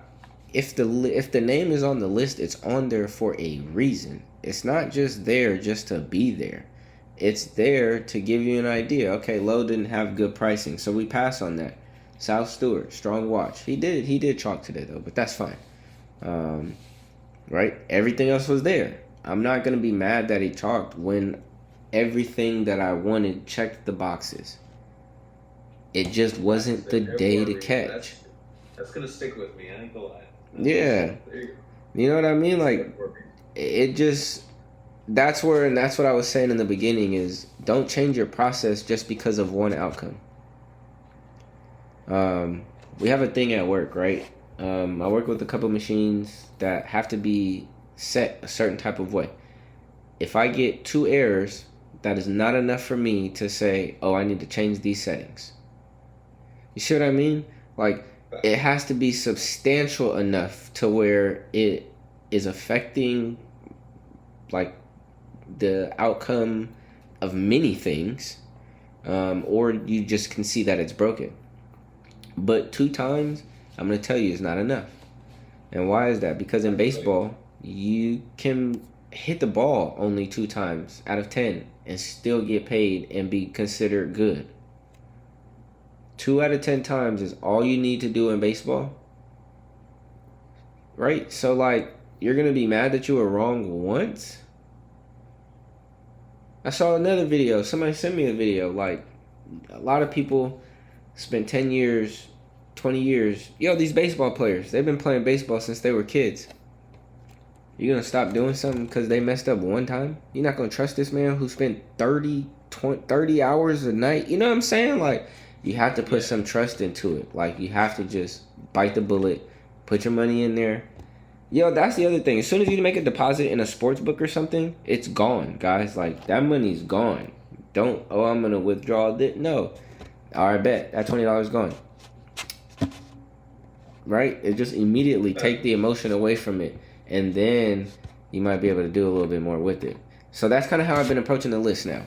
I trust the numbers. I trust that the model is giving me these numbers for a reason. So I do just kind of go through and blindly pick. But I do look at, okay, do they have the platoon advantage? Right? Corbin Carroll's a lefty versus a righty. Gavin Williams has a pretty low ERA. 3.71 isn't high. That's not bad. 3 runs in a baseball game is not really a lot. K's over 9 inning, 11.3. So, yeah, while he does have a good matchup, he's got a kind of high swinging strike, 11.2. Sweet spot, so he's not making good contact. So sweet spot for me, what mine is like a combination of square up, not blast, but like zone overlap, plus how often are they hitting the ball square, and are they getting good barrel on the ball. All right, that's the sweet spot, along with how often they're hitting it between the ideal launch angle of that 8 and 20-something degrees. So that's what's... I want to know the numbers. Do these numbers incorporate the pitch mix too? No. Okay. These numbers do not incorporate the pitch mix.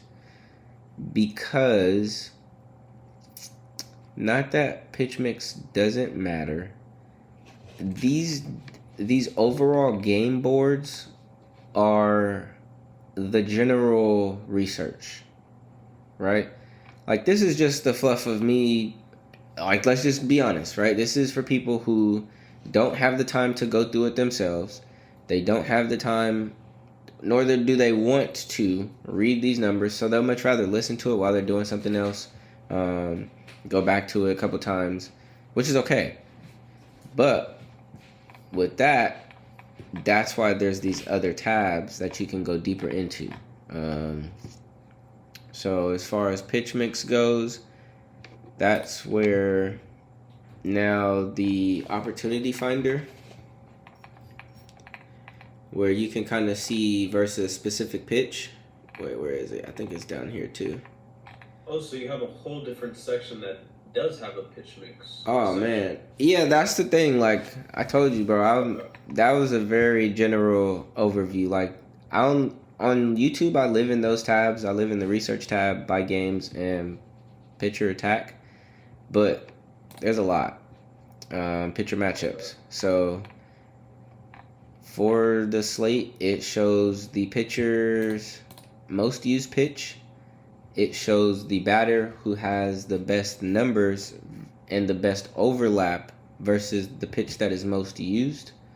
So all of that context is in the dashboard. For me, it just does not make sense to overload one section with all of this information. So that is why it is broken up into tabs. But yeah, absolutely, you can find it. Slate highlights. You can even go, like, when I tell you guys there's a lot of information in here. You can see how well Nick Kurtz hits all of these pitches, the main location that he's getting these pitches in. There's a lot of information within these dashboards everywhere. Okay. Pitcher arsenal, you can see the types of pitches that they throw, the velocity that they're throwing it, the extension, the whiff, the chase rate, home runs that they're giving up, hard hit per pitch, bacon per pitch. So yeah, all of that is definitely in here. This is just the stuff that I go over like more in depth of for the members. Okay. That's fine. Like through YouTube, but I give everybody access to it. I know it kind of sounds maybe dickish that I don't explain everything. No, it doesn't. No, I know it doesn't, but because there is so much in here, I can't explain it all to you. You have to learn to click through here because there's a lot of good information in here, right? So even in the hitter spray lab. And what I'll turn this into maybe is more of like a how-to and where some things are as opposed to like a full slate breakdown, because I want more individuals to just click around and have the freedom to know what they're doing in here. So in the hitter spray lab, the idea was I wanted to know and see visibly where a hitter is hitting the ball most. And the reason why I created this is because I made a second tab that is based on the stadium. So for Pete Alonso, we see that he's pulling a lot of stuff to the left. Why does that matter? It matters because of the stadium that they play in. The stadium may have a longer left field, a shorter left field, a wall, like the Green Monster, right? All of that context makes a difference. But in here, though, again, going on pitch mix, you can see how often they've seen a specific pitch. You can see how many home runs they have against the pitch. Home runs versus balls in play, right? So Pete Alonso, if he gets a fastball, it's over. That's what this is telling me. His hard hit, his air, average EV, average launch angle. So all of that is in here. You can see their hard hit into what direction. So he's not hitting the ball to the right field. What is this telling me, right? What does this mean? All this is saying is it's the timing of when he's swinging. Right? That's like I was saying as far as pull, how balls get pulled is at the time that a person swings. I learned this by playing video games. For real. If you hit the ball early the ball's going to get pulled to the left side, right? So that means the barrel's coming through the plate, and it's going to be above the plate, so the ball's going to hit the edge of the barrel, meaning it's going to go, if I'm a right-handed batter myself, so it's going to go to the left. Immediately just go straight to the left. But for some people, that's a benefit because left field is shorter, right? Okay. And that you can see in the parks. Someone says, do you find barrel score or matchup score the more important? Statistically speaking, matchup score is more important. Okay. Yeah, statistically speaking, matchup score is more important. Because again, I can have a great barrel, but if I'm going against Mizorowski, what is that barrel going to do when I can't hit 105? So that is the context, right? I could be a great barrel, but this dude has a nasty curveball, and I hit my weighted on base average for a curveball is 117, right? But people see my batting average is 320, but they don't pay attention to this dude's nasty curve that he throws 47% of the time. So that's the difference in barrel and matchup, and why I think matchup score does trump barrel score in some ways. So on this page, this is the weather page. So you can come here and it's going to identify the hitter-friendly parks, a neutral park, anywhere where it's run suppressing. And this is all based on weather. I pulled this from, I think, weather.com. So literally, I'm just pulling APIs, public APIs. That's where all this information is coming from. So it's pretty accurate. You can, on some of these tabs, you can filter with wind out. You can filter where there is weather included. You can filter by weather. I'm trying to think, what else do I have in this tab? So in game logs, I actually just updated game logs last night. And here, what the thought process is a lot of people were asking me if they can see like past game logs, if I can see past performance of what a player is doing, or what a person is doing. So that's what this area is. You can now see a player's past game. So this will be, let me drop down to it. So for the first, it'll be the full slate, right, on the date, but I can go by game. So it's Boston Dodgers game. I can see who did what. All right, let's go to White Sox, Tampa Bay. Right, I can see who did what here. Player form is now going to show you who's having streaks, who's on active runs.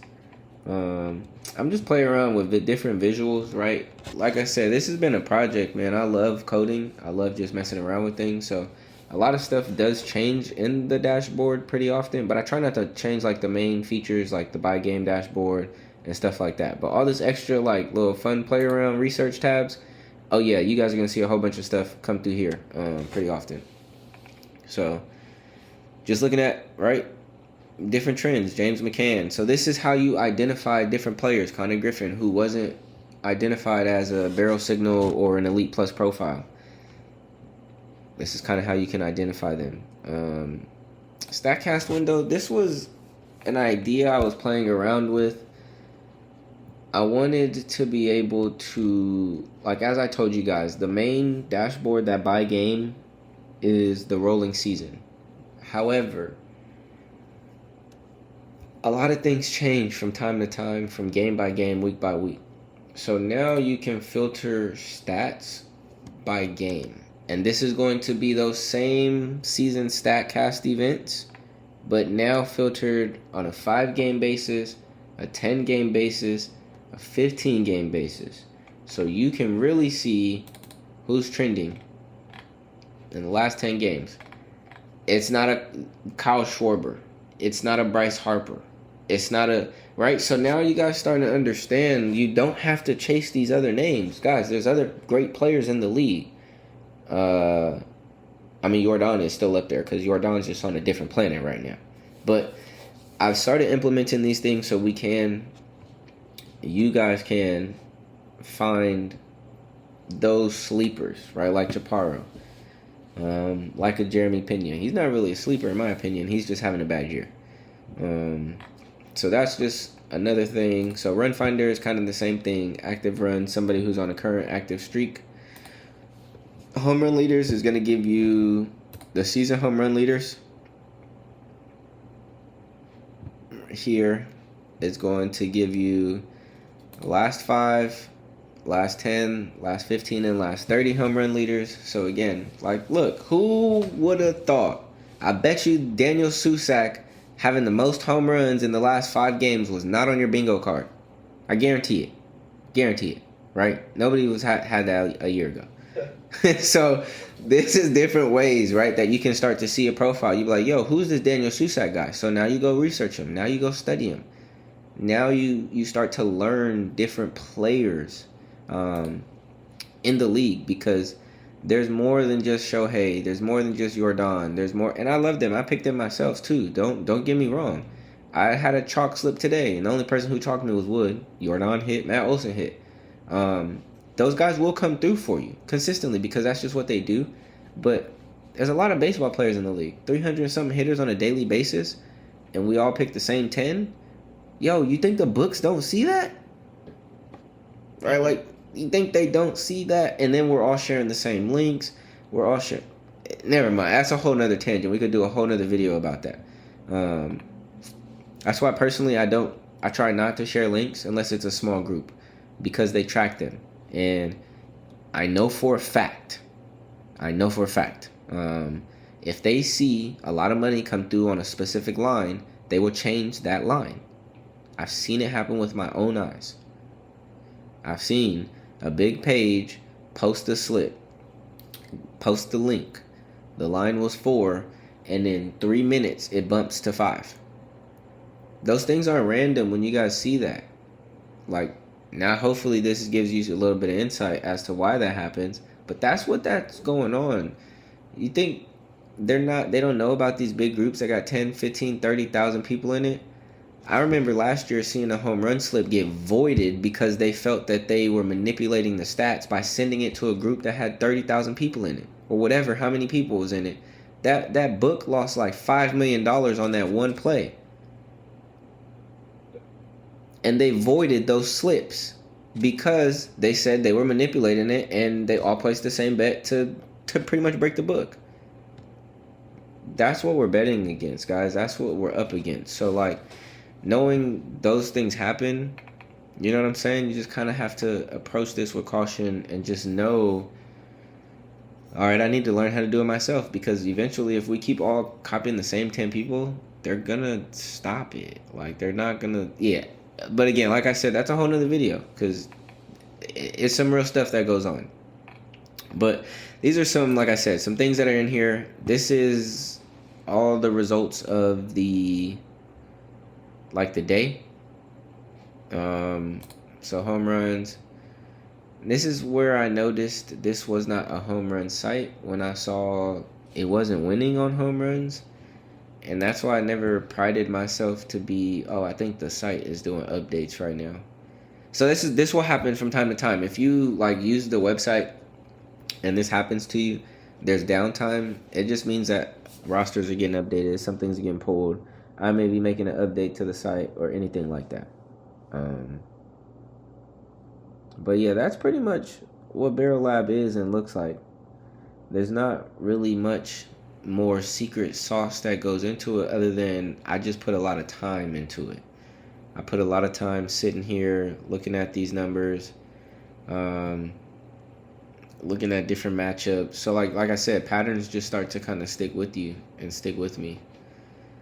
But the one thing I do want to show you guys, and then I'll probably just open it up for more questions or whatever, or we could just chop it up for a little bit. Like I said, everything in here is back tested.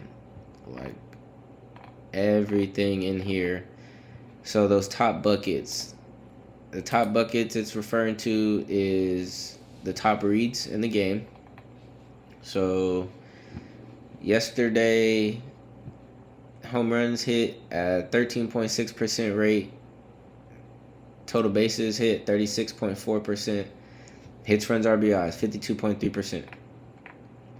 Right? And so looking at the top reads by card rank. So you saw how it was 1, 2, 3, 4.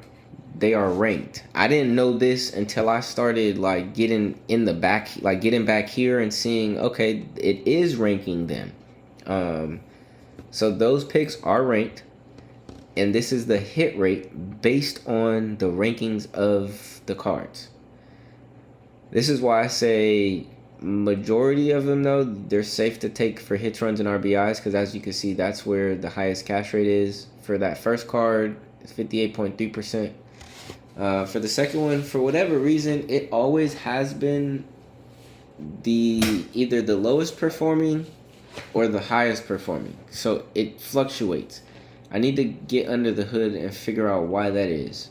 I see things like this, and it bugs me. Like the coding in me, it bugs me when I see this, because I know that there's something under the hood that can make this more accurate. I just got to spend time with it. But it's pretty safe to say that hits, runs, and RBIs is pretty much the go-to prop through the model. That is something that you can definitely trust within the model. So this is where the list comes from. If I ever don't drop the barrel report, if I just am dog tired after recording and I'm like, yo guys, my bad, I can't generate the report today, what you can do, because this is literally what I do too sometimes. Honestly, this is what I do. Why am I even lying right now? That's what I do. I come right here. I copy all. Right, select all. I hit copy. I go to Google Docs. I hit new. I go to document. And I paste that joint. There's your daily barrel report. Right, that's what I said. I'm going to show you live. That's the daily barrel report. Oh, it did make it. Yo, we do have it for today. I lied. Hey, let's get it. All right, bet. So here's the live daily barrel report for the second. Without even having to go through the whole game slate, we could just kind of look through the list itself. So Philly and Baltimore. Now we went through those games. We'll come down here.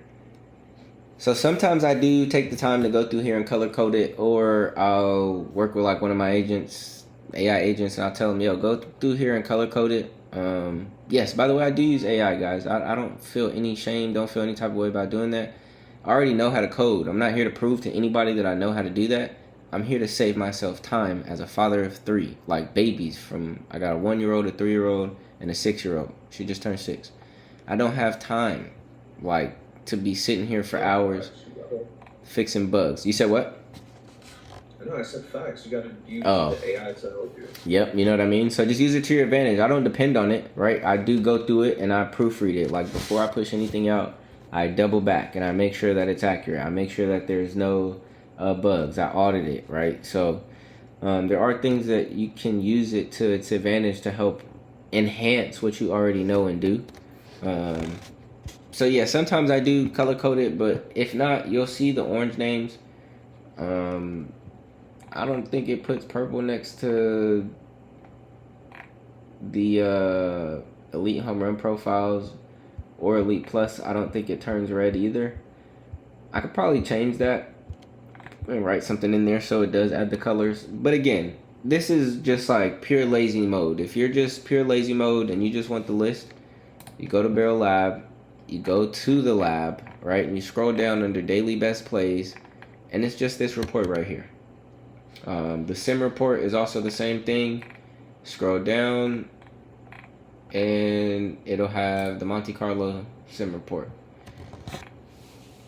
And this is just, it's a 10,000 simulation of who's more likely to hit a home run.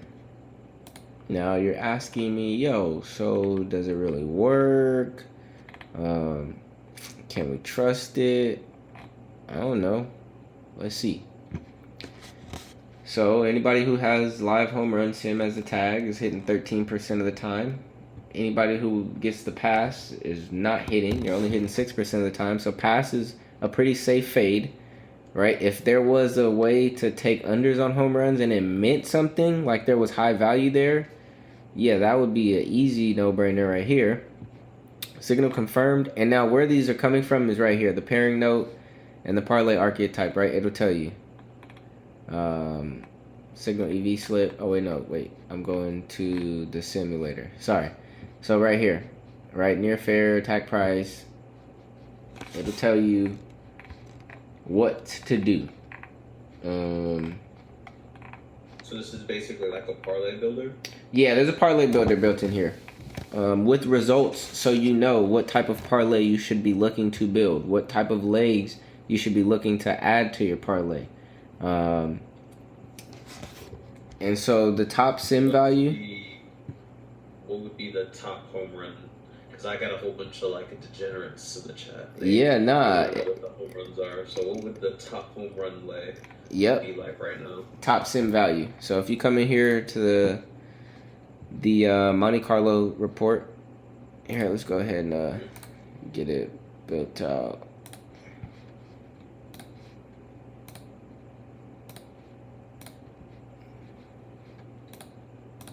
My chat always wants to know the 4s and the 5-man home runs, and I tell them it's 2s and 3s.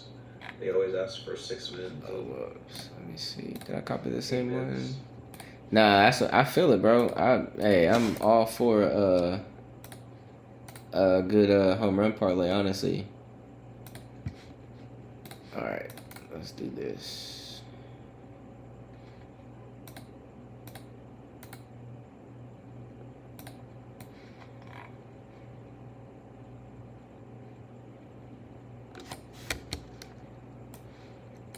There we go.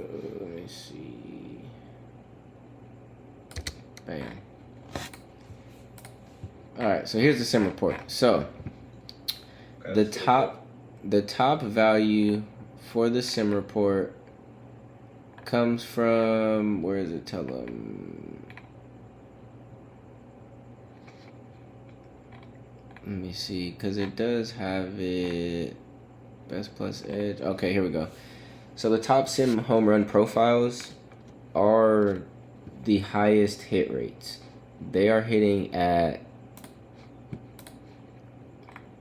where did it go? Right here.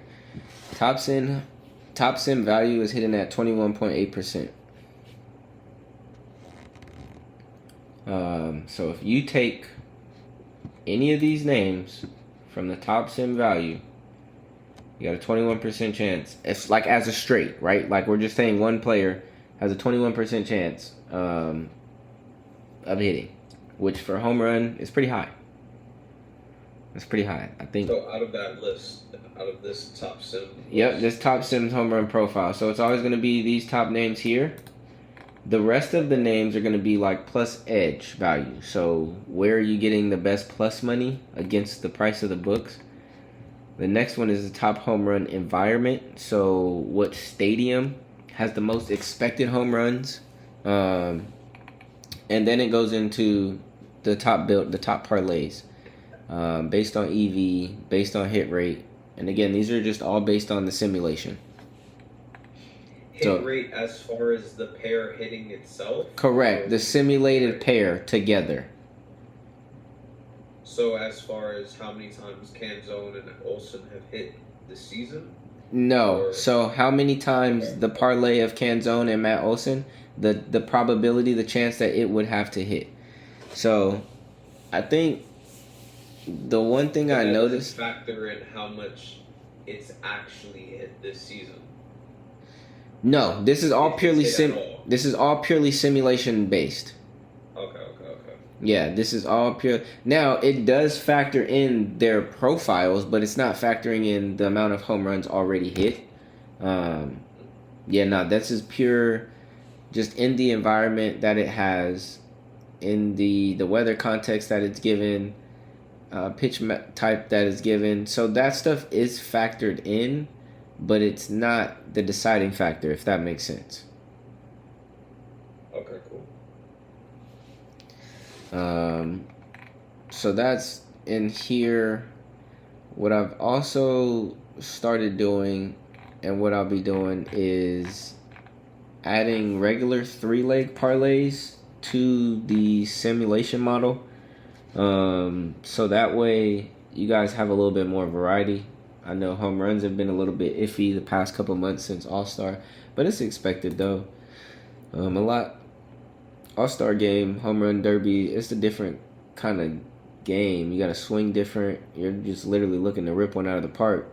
So it takes a little bit of time to get back adjusted when you're going to regular season mode and you now have to swing at a regular swing path.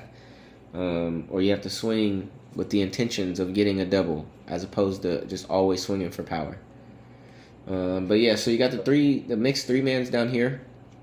It's always going to be a combination of total bases and hits, runs, and RBIs. Again, this is somewhat simulation based, but somewhat like current stat based as well. It's a combination of the both, to be honest. And this is really a lot where the bread and butter has been found. I don't yet have the updated hits rates for these because at the time that I pulled the stats for the stream, the last games had not finished yet. So I have to go through and re-put. Actually, it should have. No, I probably won't update until at 12 my time. You good? So yeah, another 30 minutes, and then these will probably update. But it does keep track of a lot of things. So keeps track of hit rates by day, by week. Yeah, there's a lot of good stuff in here, guys. A lot of good stuff within the dashboard that I don't necessarily show every day, but it's here. So you got a parlay builder. Shows you the mixed 3 legs to take. Shows you the home run lottos that you could take. But it's also going to give you like the value, the possible home run value per game. So this is based on a couple different things. There are some like pre-factored in filters in here. As you can see, last 10 batted ball events is factored into here. Contact, recent form, all types of stuff. Not all types of stuff, but just a few things, I should say. Odds are calculated in here. So this is another way, another area where you can find some good value that may not necessarily be a barrel signal or an elite plus profile that the model has already highlighted. Because again, those are always typically the big names, the high offensive producing names. Not necessarily somebody like a Max Clark, right? I don't have stats on Max Clark. He just got pulled up. Yet, people are already taking him for home runs and things like that. So this is the way to find him is, okay, now he's got at least 10 batted ball events. So he'll pop up on one of these charts, right? So that's the intention behind a lot of these extra tabs is after the forward-facing, just basic research, okay, now we really can drill down into the odds hunter for home runs. So it's a pure odds-based, trying to find the home runs. Sometimes it'll give you official plays, but you can factor in minimum barrel score, minimum edge. So is it positive edge, right? Is it a long shot? That's in here. Prop hunter is for hits, runs, RBIs, total bases. Same thing. I want to know minimum 10. And a lot of this stuff is still getting like revamped because I launched a little bit sooner than I had in my head because I knew I was taking too long. What I mean by that is I wanted it to be perfect, but then I told myself it'll never be perfect if I don't know how it works right now. Right? Like the same concept I've been going over. I needed to test it. So I opened it up. I asked people to be beta testers. I asked people to try to break it. Go click a whole bunch of buttons. Go try to do a whole bunch of stuff through the dashboard. Let me know what works. Let me know what didn't work. Let me know what you like. Let me know what you don't like. And that's kind of where this came to today. So the profit discipline, I think, is becoming my favorite tab. It is purely like plus money. Let me find the edge. Like, who's got the best pitch mix, but who also is plus money. I use good home run profiles as hitter fantasy scores. I'm okay with that. Like, I'm not here to always hit for 10,000 every day. If that happens, it happens. But I'm not coming to this with the intentions of I gotta hit a home run parlay today. That's how the books get more money out of you, is by always wanting to chase a home run parlay. Because you'll be like, oh, I was 1 off. Yep, and tomorrow you might be 2 off. And that's the same thing with anything, though. Like any regular prop, you could do that same thing and have that happen. Let's see. Yeah, it's probably just taking a minute to load. But yeah, no, bro, I appreciate you having me on here, to be honest with you. Yeah, I appreciate you. But bro, I mean, other people I've reached out to, you know what I'm saying? A lot of people don't want to come on the stream for whatever reason, so I appreciate, you for coming up. You know what I'm saying? Oh, yeah, of course, bro. Of course. But yeah, if anybody has any questions, you guys are more than welcome to ask. Yeah, chat, spam the questions. If you could pull up the stream and then you can see the questions. Yeah. If you wanna end. You wanna end off there. Someone said, who do you fade? Someone said, who do you fade? Who's your fade list? I know that was one of the questions. Oh, who's my fade list? Who am I, man. Yeah, like your band list. My band list, to be honest with you, I don't really have a band list. Like, I feel like Smokey from that scene on Friday, you know what I'm saying? Like, yeah, when he's here, I'll be talking, but when he leaves, I'll be quiet again. You know what I'm saying? Like, because, to be honest with you, I still like them. I know Kenzone might chalk me. Murakami might have chalked me today, but I'll take him again tomorrow. Why? Because a lot of these players have made me a lot of money. Matt Olson is probably one of my top players. Aaron Judge is one of my top players. And James Wood, one of my top players. They chalk me all day, but I run them back all day. Because if the player has a good matchup, it's only a matter of time that pitcher messes up. It's only a matter of time that they throw a meatball right down the middle. And that hitter does what they get paid millions. What they get paid millions to do. That's it. What parlay? So what do you normally cook up on a day? Like, I don't want to get you out of your. I want to get into your play. So what type of play? I do bases lays. So yeah. So bases lay for the people. Let me see. Yeah. So looking at the slate.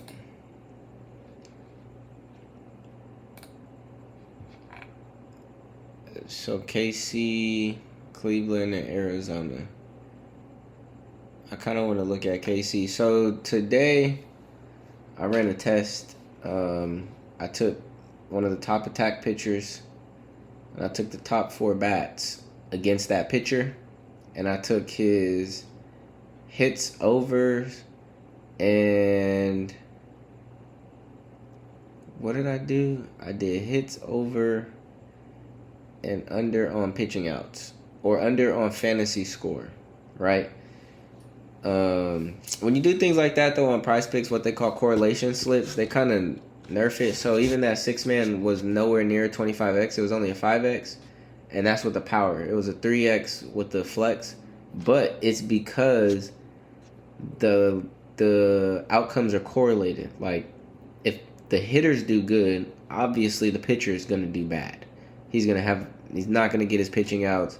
He's not going to get his fantasy score. So because they know that the probability is higher for that, they kind of cut those payouts. However, I do think it's a fun slip to look at.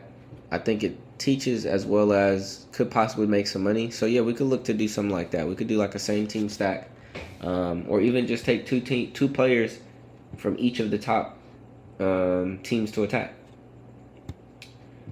Someone in the chat wants to know, do you think Gavin Williams is actually an attackable pitcher? That's a good question. So when I'm looking at it, He's got a pretty low ERA. The reason why he is attackable is because he's given up 11.1 barrel and 48.3 hard hit. And his weighted on base average allowed is 4.21, which is all very high. So no, he might not be giving up a lot of runs. What's happening is he's running into a lot of traffic on base. And what is the sample size of data? So this is by season. So this is going to be for the season. Yes, for the pitcher, okay. Yeah. Now, do I think Gavin Williams is attackable? Yes, I do. The only thing that bothers me, I would say worries me, is the Arizona bats themselves. Right? So a pitcher may be attackable, yes. But again, so, right, Gavin Williams is the third attackable pitcher. However, Max Scherzer is really who you want to look at, in a sense of this man's given up a 9.49 ERA. Yeah. So that means anybody on St. Louis is going to have plenty of opportunities to get hits, to get runs, to get RBIs. Right? So just because a pitcher may be the top attackable pitcher, that does not mean he's just going to come out and roll over. Like, again, guys, these are professional athletes. They make millions of dollars to do good. Leaving all the extra stuff, conspiracies and stuff out of there. I do love me a good conspiracy, though.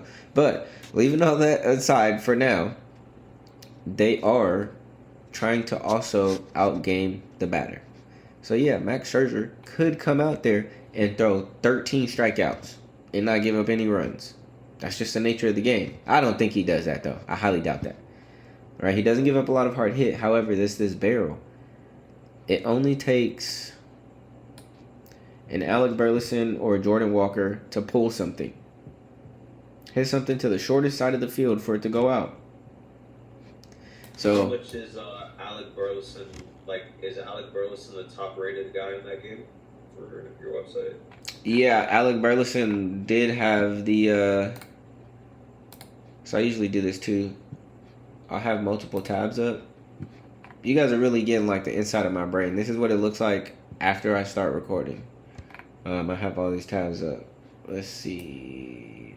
Was that St. Louis? That's why I feel like streaming. That's why I like streaming, because it's like you really get the.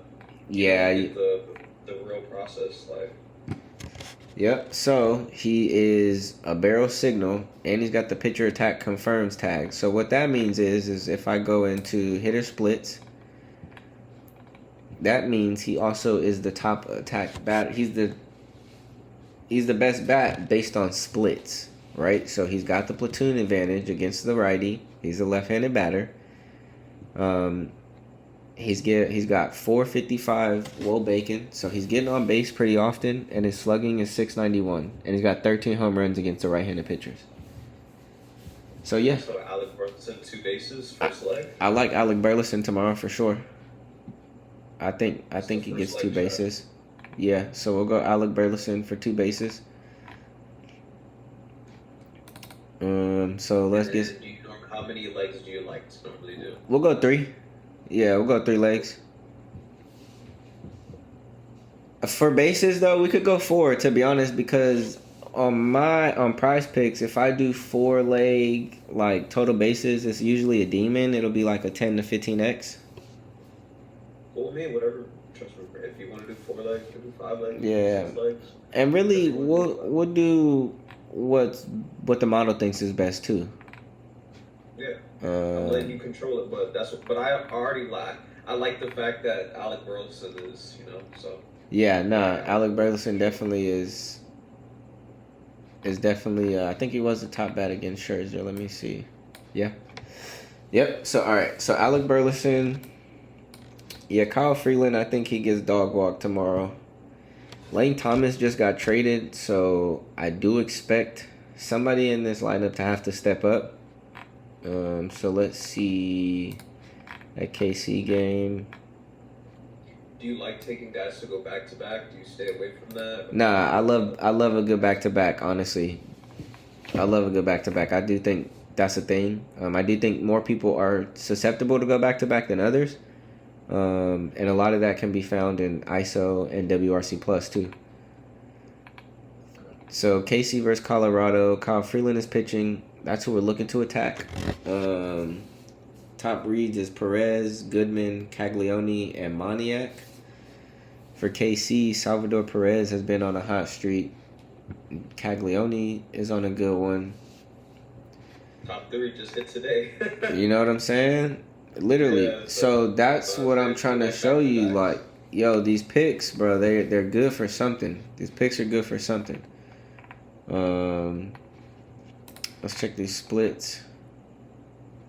Yep, so I'm glad that I had this. So even better than Caglione is Perez, only because he's got the platoon advantage. Not only, but he does have the platoon advantage.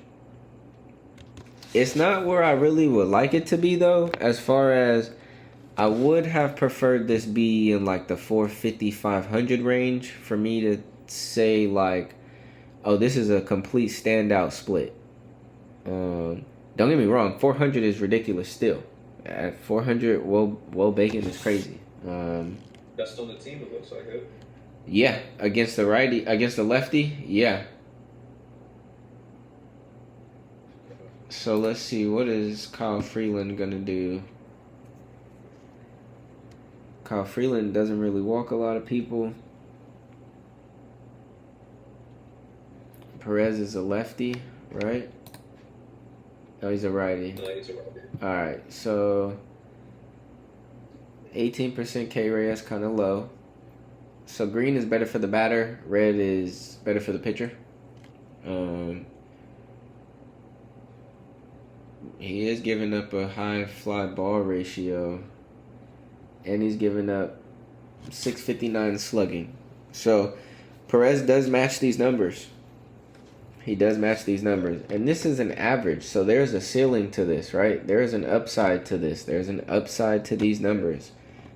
What we're looking for is just for one of these batters to catch the top of those numbers, right? That's kind of how I see that. Is this 5 years, or is this season? Are season only for pitchers, or is... Yeah, so this is going to be based on batters faced. So depending on the pitcher and his career, that could span a couple seasons. Okay, so what we're looking at right here is a long. It's not just this season. No, yeah, like 338 batters faced to Seth Lugo to Kyle Freeland's 114 left-handed batters. Okay, so it's just not okay. I just want to make sure. No, absolutely. So yeah, I will try to include sample size wherever you see like historic pitches, historic batter balls, balls in play. That is to give you an idea of the sample size that we are pulling the stats from. Okay.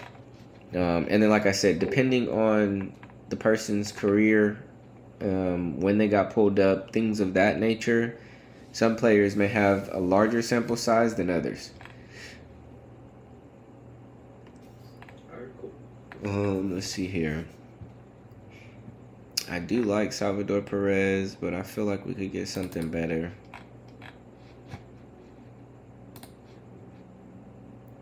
Cleveland. I'll check Cleveland. Oh, here it is.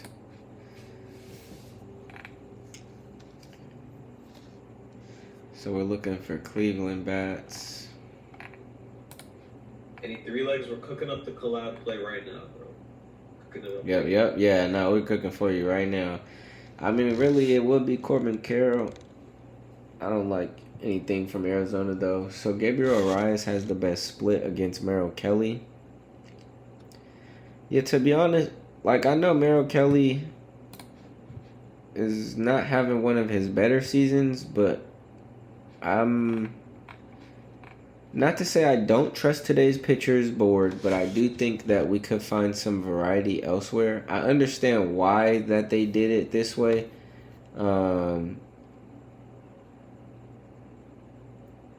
That pitcher vulnerability. So the pitcher vulnerability includes like meatballs, home runs over 9 innings, Ks over 9 innings. It incorporates all of those stats and gives it a base score like, yo, this pitcher is dangerous or this pitcher really don't do nothing.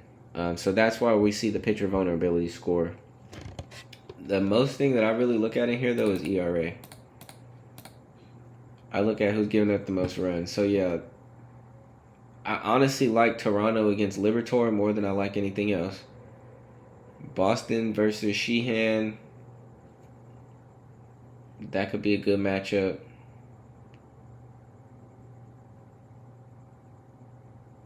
So, yeah, let's see. And we can even, I'll show you guys how else I do it, too. So, coming in here.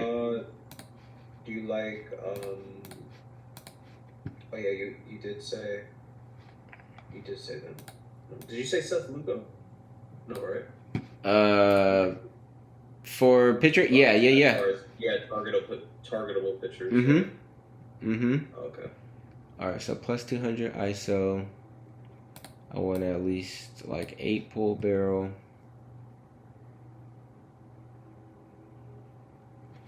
Somebody says your website's tough. Facts. I appreciate that. Thank you. Yeah, a lot of thought went into this, man. And yeah, if you guys have any, like after you mess around with it, you play with it, if you see something you want, if you see something, you think might help you, let me know. I try to let everybody feel heard, because it helps me see how people think when they approach the dashboard. It helps me understand the true user's experience. And I think about that a lot on how to make the user experience smoother, easier. Like things like this, right? Little things like this bother me. Things I don't like that you have to wait 30 seconds for it to load. I get why it's doing this because there's a lot of data and it's getting ready to pull an update. But I missed a slip yesterday because I just was off my phone. Game started in 2 minutes and I forgot and couldn't put it in, right? So just little things like that. I'm a perfectionist to a fault. But yeah, if you guys ever have anything you think could make the site better, I'm all ears. I might not put it on there. Now, I'm not, you know what I'm saying? But I am open to hearing what it is. Yeah, I'm open. I'm always open to hearing what it is. I might disagree with you. I might be like, okay, I feel you on that, but let me show you why I did it this way. So let's see here. All right, so I'm gonna come to, it's like my custom highlights area. I'm just do it how I usually do. So like I said, I usually search plus 200 ISO. I usually look at 450 versus the pitch mix.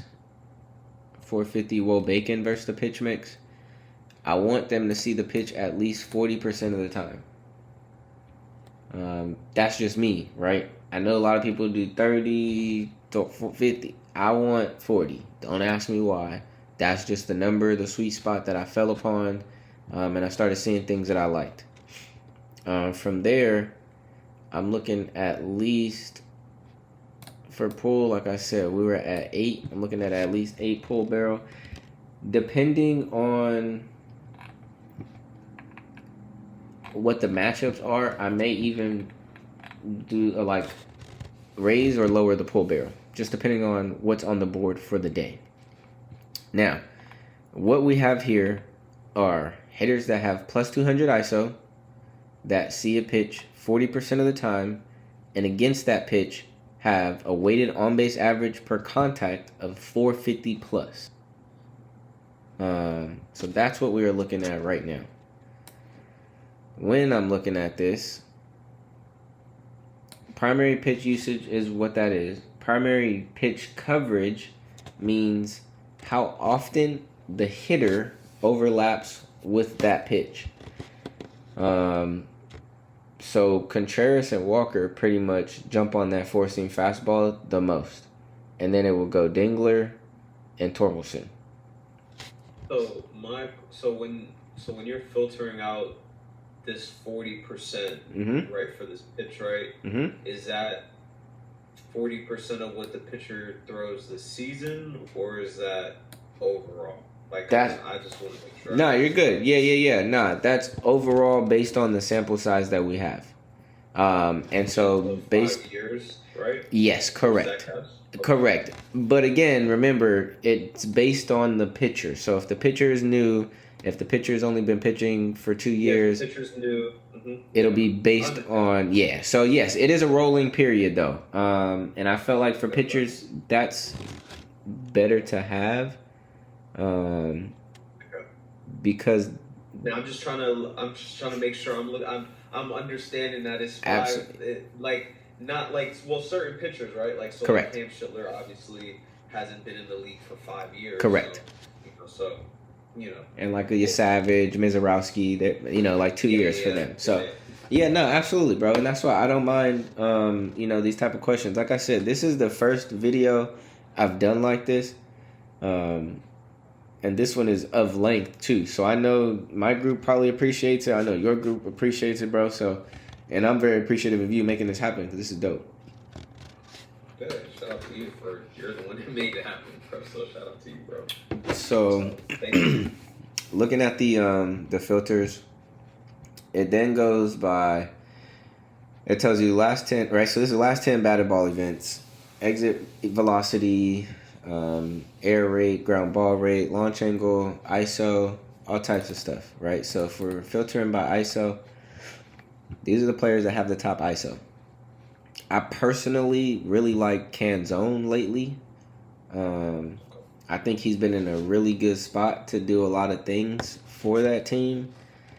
He's pretty consistent, right? Last 10 exit to EV is 105, 100.5, I should say, right? Hard hit is at 80%. Like, air rate, 60. Yo, this dude's not doing nothing but launching it in the air. His season barrel is 13.5. His pull barrel is 10.7. Season hard hit is 48. So even on the season, he's got still great numbers. And that coincides with his last 10 as well. I actually really like Canzone tomorrow, too. I think he's our second leg for bases. And that is him against Taj Bradley, which Taj Bradley can make some mistakes. He's definitely not. With the fastball. Yep, especially with a fastball. He's definitely not a perfect pitcher. On my notebook already for sure. So. And not that him specifically, but to target Taj Bradley. Mm-hmm. And that's out of the 338 batted ball events that we have recorded for Taj Bradley's fastball.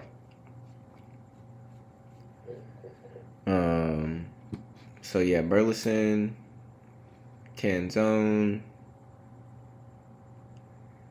I like Mike Trout too. Looking at his last 10. So barrel, it could be a glitch, but it could be truly that it didn't get recorded. A lot of the times where some of these data blitz happen is on the main side. Like if StatCast is having the issue themselves, you then will inevitably pull through that issue as well. That's why I do try to consistently audit the books. Like whenever I do, every night I kind of sit with it and, kind of, hey, this is what we did today. This is what went well. This is what went wrong. Let's run a fresh audit. Let's see what we need to do. Let's see what we need to tighten up, right? That's kind of my process, my daily process. So this last 10 barrel, is it last 10 batted ball events, plate appearances? Batted ball events. So maybe, let me see. Yeah, so it could either be a StatCast thing, but I'm looking at Prop Finder. Mike Trout does have a 0% barrel rate to fastball. There you go. In the last 10 batted ball events. There you go. I don't think he's hitting. I mean, which I don't. He ain't hitting the fastball, is what it looks like. Yeah. Yeah. I don't think he's doing anything right now. Yeah. I So. don't think it's a glitch for you. There you go. So that's the other kind of thing you can do too. And that's what I've been telling people, like, yo, use this dashboard along with something else. If you use Prop Finder, use this with Prop Finder. If you use whatever it may be. I'm not like a more research is always all the numbers you can see is always the best thing. Yep. I tell people use what works for you. You know what I'm saying? And just cook up like that's it. I my thing like how we just came to the conclusion that it's not a glitch.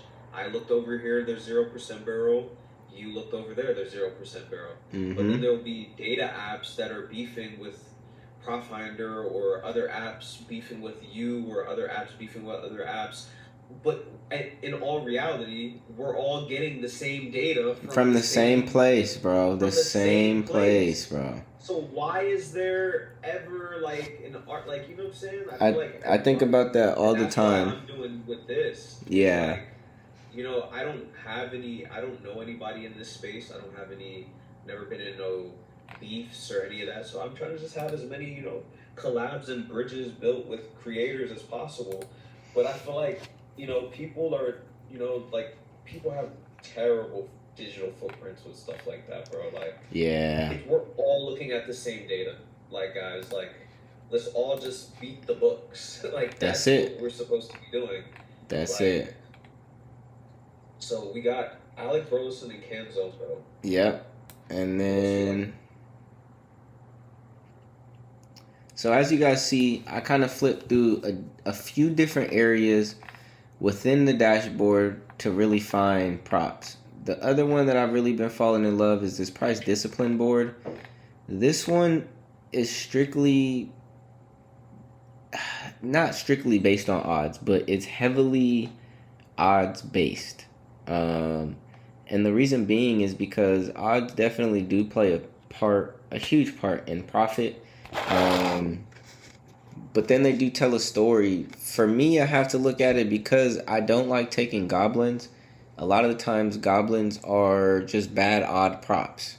Like Kyle Schwarber, his 1.5 hits, runs, RBIs. Jordan, 1.5 hits, runs, RBIs. If I put both of them together, the multiplier is probably only going to be like 2x, 1.5x. Because what does that equate to like normal odds? Because I don't bet price. Correct. Like, yeah. So that would mean 100 or no? Nah, that would be like a minus 180, minus 200 type thing. For both of them to get 2 hits, runs, RBIs on the same leg? Yeah, bro.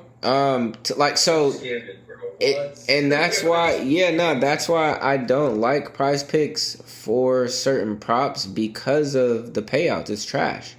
I have to take fixed odds, right? Like it's fixed odds on prize picks. A 2-man on prize picks is 3x, no matter what it is, unless you take a demon or it's like a total basis prop. 2.5 hits, runs, RBIs for some people. Yeah, it's different, bro. But that's why I felt like it made me become a better because I had to be more accurate. You have to be more sharp. Yeah, you have to be sharper, bro. Yeah, to find. Like that. Yeah, it's tough. It really is tough. So like, that's where the dashboard came into play. It really just helped me see things from a different perspective. That's hard. Yeah, I'm not gonna lie. I like Matt Olson again, or Murakami. Yeah, I'm down for it. I like Matt Olson and Murakami, and so even right, this is letting us know it's playable. It's got a playable edge. His odds, and so these are home run odds. Why do I look at home run odds to play hits, runs, and RBIs? Because it gives me a good idea of how they are gauging that person to play the game. Cade Cavalli is not a good pitcher. I'm sorry. If you like him, that's cool. But he's not good. 490 for Matt Olson to hit a home run tomorrow, that's kind of crazy. That lets me know maybe the weather is iffy. I know the weather was iffy in that game a couple days ago. So there's something there that they're thinking is going to affect them in a negative way. But if it's telling me he's playable at this price for home runs, I can also assume that he might actually get 2 hits, runs, and RBIs. Right? That's kind of how. Going to your factor on a day-to-day basis. Do you love to look at the weather? Do you not look at the weather? Absolutely love to look at the weather. Okay. I think the weather makes a huge difference in the outcome of the game. because like football, you then approach the game differently. Depending on if there's wind, crosswinds, blowing in, blowing out, you're going to have a different hitting approach. You're not going to be looking to hit the ball, get under the ball, and hit it in the air because it's just going to die. You're going to fly out every time. So you may want to try to get on top of it. You may want to try to, get some line drives or something going. So the wind definitely does affect the way that they play the game, weather in general. It affects pitching. I remember watching a podcast. This pitcher said that he loves throwing in the heat, right? When it's hot, he loves pitching because the ball moves faster. When it's cold, he said they don't like pitching in the cold. So that gives the hitter the advantage. So there was a lot of things that I was listening to. I'm like, oh, okay, that's starting to make sense. So that's why then I pulled weather through. And it does make a huge difference. Absolutely. Makes a huge difference. So you can't see that. I know I was saying that earlier, but one thing I didn't really touch on is in here in the weather, this is what is called the Park Fit Power Profile. So what I did was that table you saw before, the hitter spray chart, along with the mathematics, the schematics of the park, right? The dimensions of the park are put together, and this is giving you an idea based on the person's blast, barrel, pulled air, pulled barrel, and hard hit rate, who has the best chance to hit a home run in said park. This has been a game changer. What I need to do is create a range for the Park Fit scores and put this in the back testing log. So now you all will know how often a person with a specific Park Fit profile score is hitting a home run in that stadium. Well, when did you make this tab? This sounds interesting. Yeah, bro. This tab was made one day when I had having an open dialogue conversation with somebody on Twitter, and he was talking about pulled barrel, specifically pulled barrel. He only looks at pulled barrel and pulled air. And so I was trying to understand why. Why? Like, why is that the only thing you look at? Like, dead ass, that was the only thing you looked at, excuse me. And so I started to understand because most home runs that are hit are pulled. Left field, left center, right field, right center, right? That's majority of the time where home runs are going. And so then based on that, you can know, oh, nah, this is I'm going to tell you exactly what it was that inspired this, bro. I was watching the All-Star game. A lot of this dashboard evolved during that time. I was just studying the game. I was listening to the players talk, listening to all the interviews. I wanted to hear their perspectives, how they think about the game of baseball. And then they started talking about, how Kyle Schwarber was going to automatically win the home run derby because he's a lefty, and how whatever the name is, that stadium is super lefty friendly and blase skippy. And they started doing all these formulas, right, just for him to lose. That's neither here nor there. But they started doing all these mathematical formulas, Amazon videos, AWS stats and stuff, showing the probability of lefties hitting a home run. And at that park specifically, left center is the true center field, or something they were saying, right? It's got the shortest distance, or it's got the longest distance. So that's why, yeah, it was a weird. Whatever they were given was just weird enough information for me to be curious. I'm like, oh, okay, let me go figure that out more. So that's where these Park Fit profiles were born, because I wanted to see, based on a park, is it a lefty? Is it a righty? Is it a specific blast? Is it a specific barrel? Pulled air, pulled barrel? What is it? Like, what is needed to hit a home run in this stadium? And so that's kind of where this page came from. No, that's fire. So, does it... Caglioni's going to be the third leg.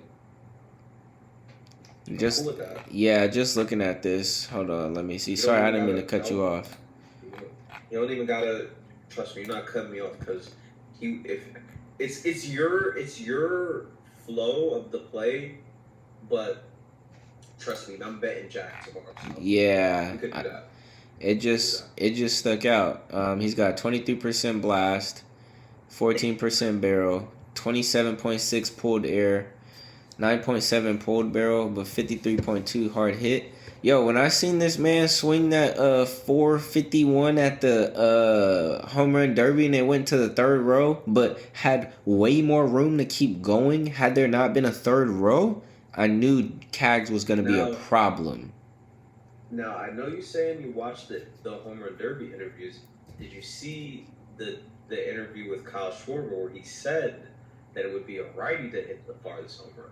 And it was a righty. He said that a lefty would be stopped by the... Exactly. So, I mean... And it has a lot to do... I just didn't bet it, bro. And Junior, and he said Junior would hit it, and Junior fucking hit it, and yep. I didn't bet it, bro. Yeah, like, nah, I didn't... I didn't bet it, bro. I didn't mess around with the home run derby either, just because I knew... I had a feeling it was going to be just one of those. And it was, bro. Like, Wilson Contreras had a great couple rounds and then disappeared at the end. Caminero couldn't get his rhythm. So, it was a fun watch. But I really fell in love with Jordan Walker, bro. Like, just watching him lock in and come back like that was crazy. Just to see the look on Schwarber's face after Bryce Harper's like, oh, it's over. It's over. And they're both just dumbfounded. Yeah, that was pretty dope to see. And then I just like Jordan Walker as a player. I think it's cool that he's finally going to get some respect. He's been kind of quiet since after. Cold, though. But it's... So, I work with somebody who's a Yankee fan. A diehard Yankee fan.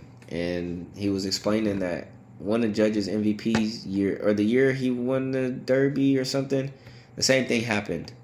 It's because of the mechanics. When you're at the home run derby, the timing is different. So then when you come back to a regular season and you got to hit 95 and not 85 and you're dropping your elbow because you're just trying to crank home runs, that doesn't work when you get back to the regular season. So it takes time to adjust back and get back in that rhythm. And so that's kind of what happens. Those dudes are swinging, 43 rounds, 60 swings. 60 swings. That's a lot. They don't even swing 60 times. And you know what I mean? Like, I'd probably... These are the type of weird things that I do in my head. How often does a player swing? Like, how many times would it take him to get to 60 swings? How many games? That's how you got to think about it. Like, yo, how many games did they play in that home run derby? He hit 11 right here. 6 in a row? 7 in a row? That right there already, 7, that's 2 games. If you're averaging 3-4 plate appearances. Yeah, that's a lot. That's a lot of swinging. That's a lot of torque on your body. That's a lot. So just looking at it from a numbers perspective, I think helped me approach the game a little bit differently. Looking at the model helped me approach the game a little bit differently. I have respect more now for those people who do just hit singles. Luis Arias, I got mad respect for him because he's consistently doing it. I thought the game was best played by the power hitters and just the dudes who are hitting the home runs. But then, like I said, as I started looking at the stats and getting more familiar with baseball, I realized there's a lot of good players who just create offense, who get a lot of pop flies, who just hit the ball hard enough for their other person to come in. Or they may get thrown out in a double play, but they're just creating those opportunities for their team to win. But yeah, I think I like that 3. I like Alec Burleson, Caglione, and then the second one we said was... Canzone. There you go. Yep, Canzone. We could go bases. You can go hits, runs, RBIs too. So I don't really be facing Mitchell RBIs. Yeah, me neither. I don't like I said, that's what I was telling you. I'll do the bases. Yeah, I'll do bases. I don't like it because most of them are goblins. Especially. But I don't even think their lines are all out, so we'll definitely have to do it. Place it in the morning. Yeah, for sure. But yeah, this is really this is probably the fullest breakdown of the dashboard that I've done. That's fire. I appreciate you coming through. Is there anything you want to tell the chat, promote? Is there any questions that you guys have, chat? Yeah, is there anything you guys want to tell or promote the chat? Let them know. Man, so yeah, guys, if you guys, got something out of this, go ahead, like, comment, subscribe on the YouTube if you can at Barrel Lab MLB.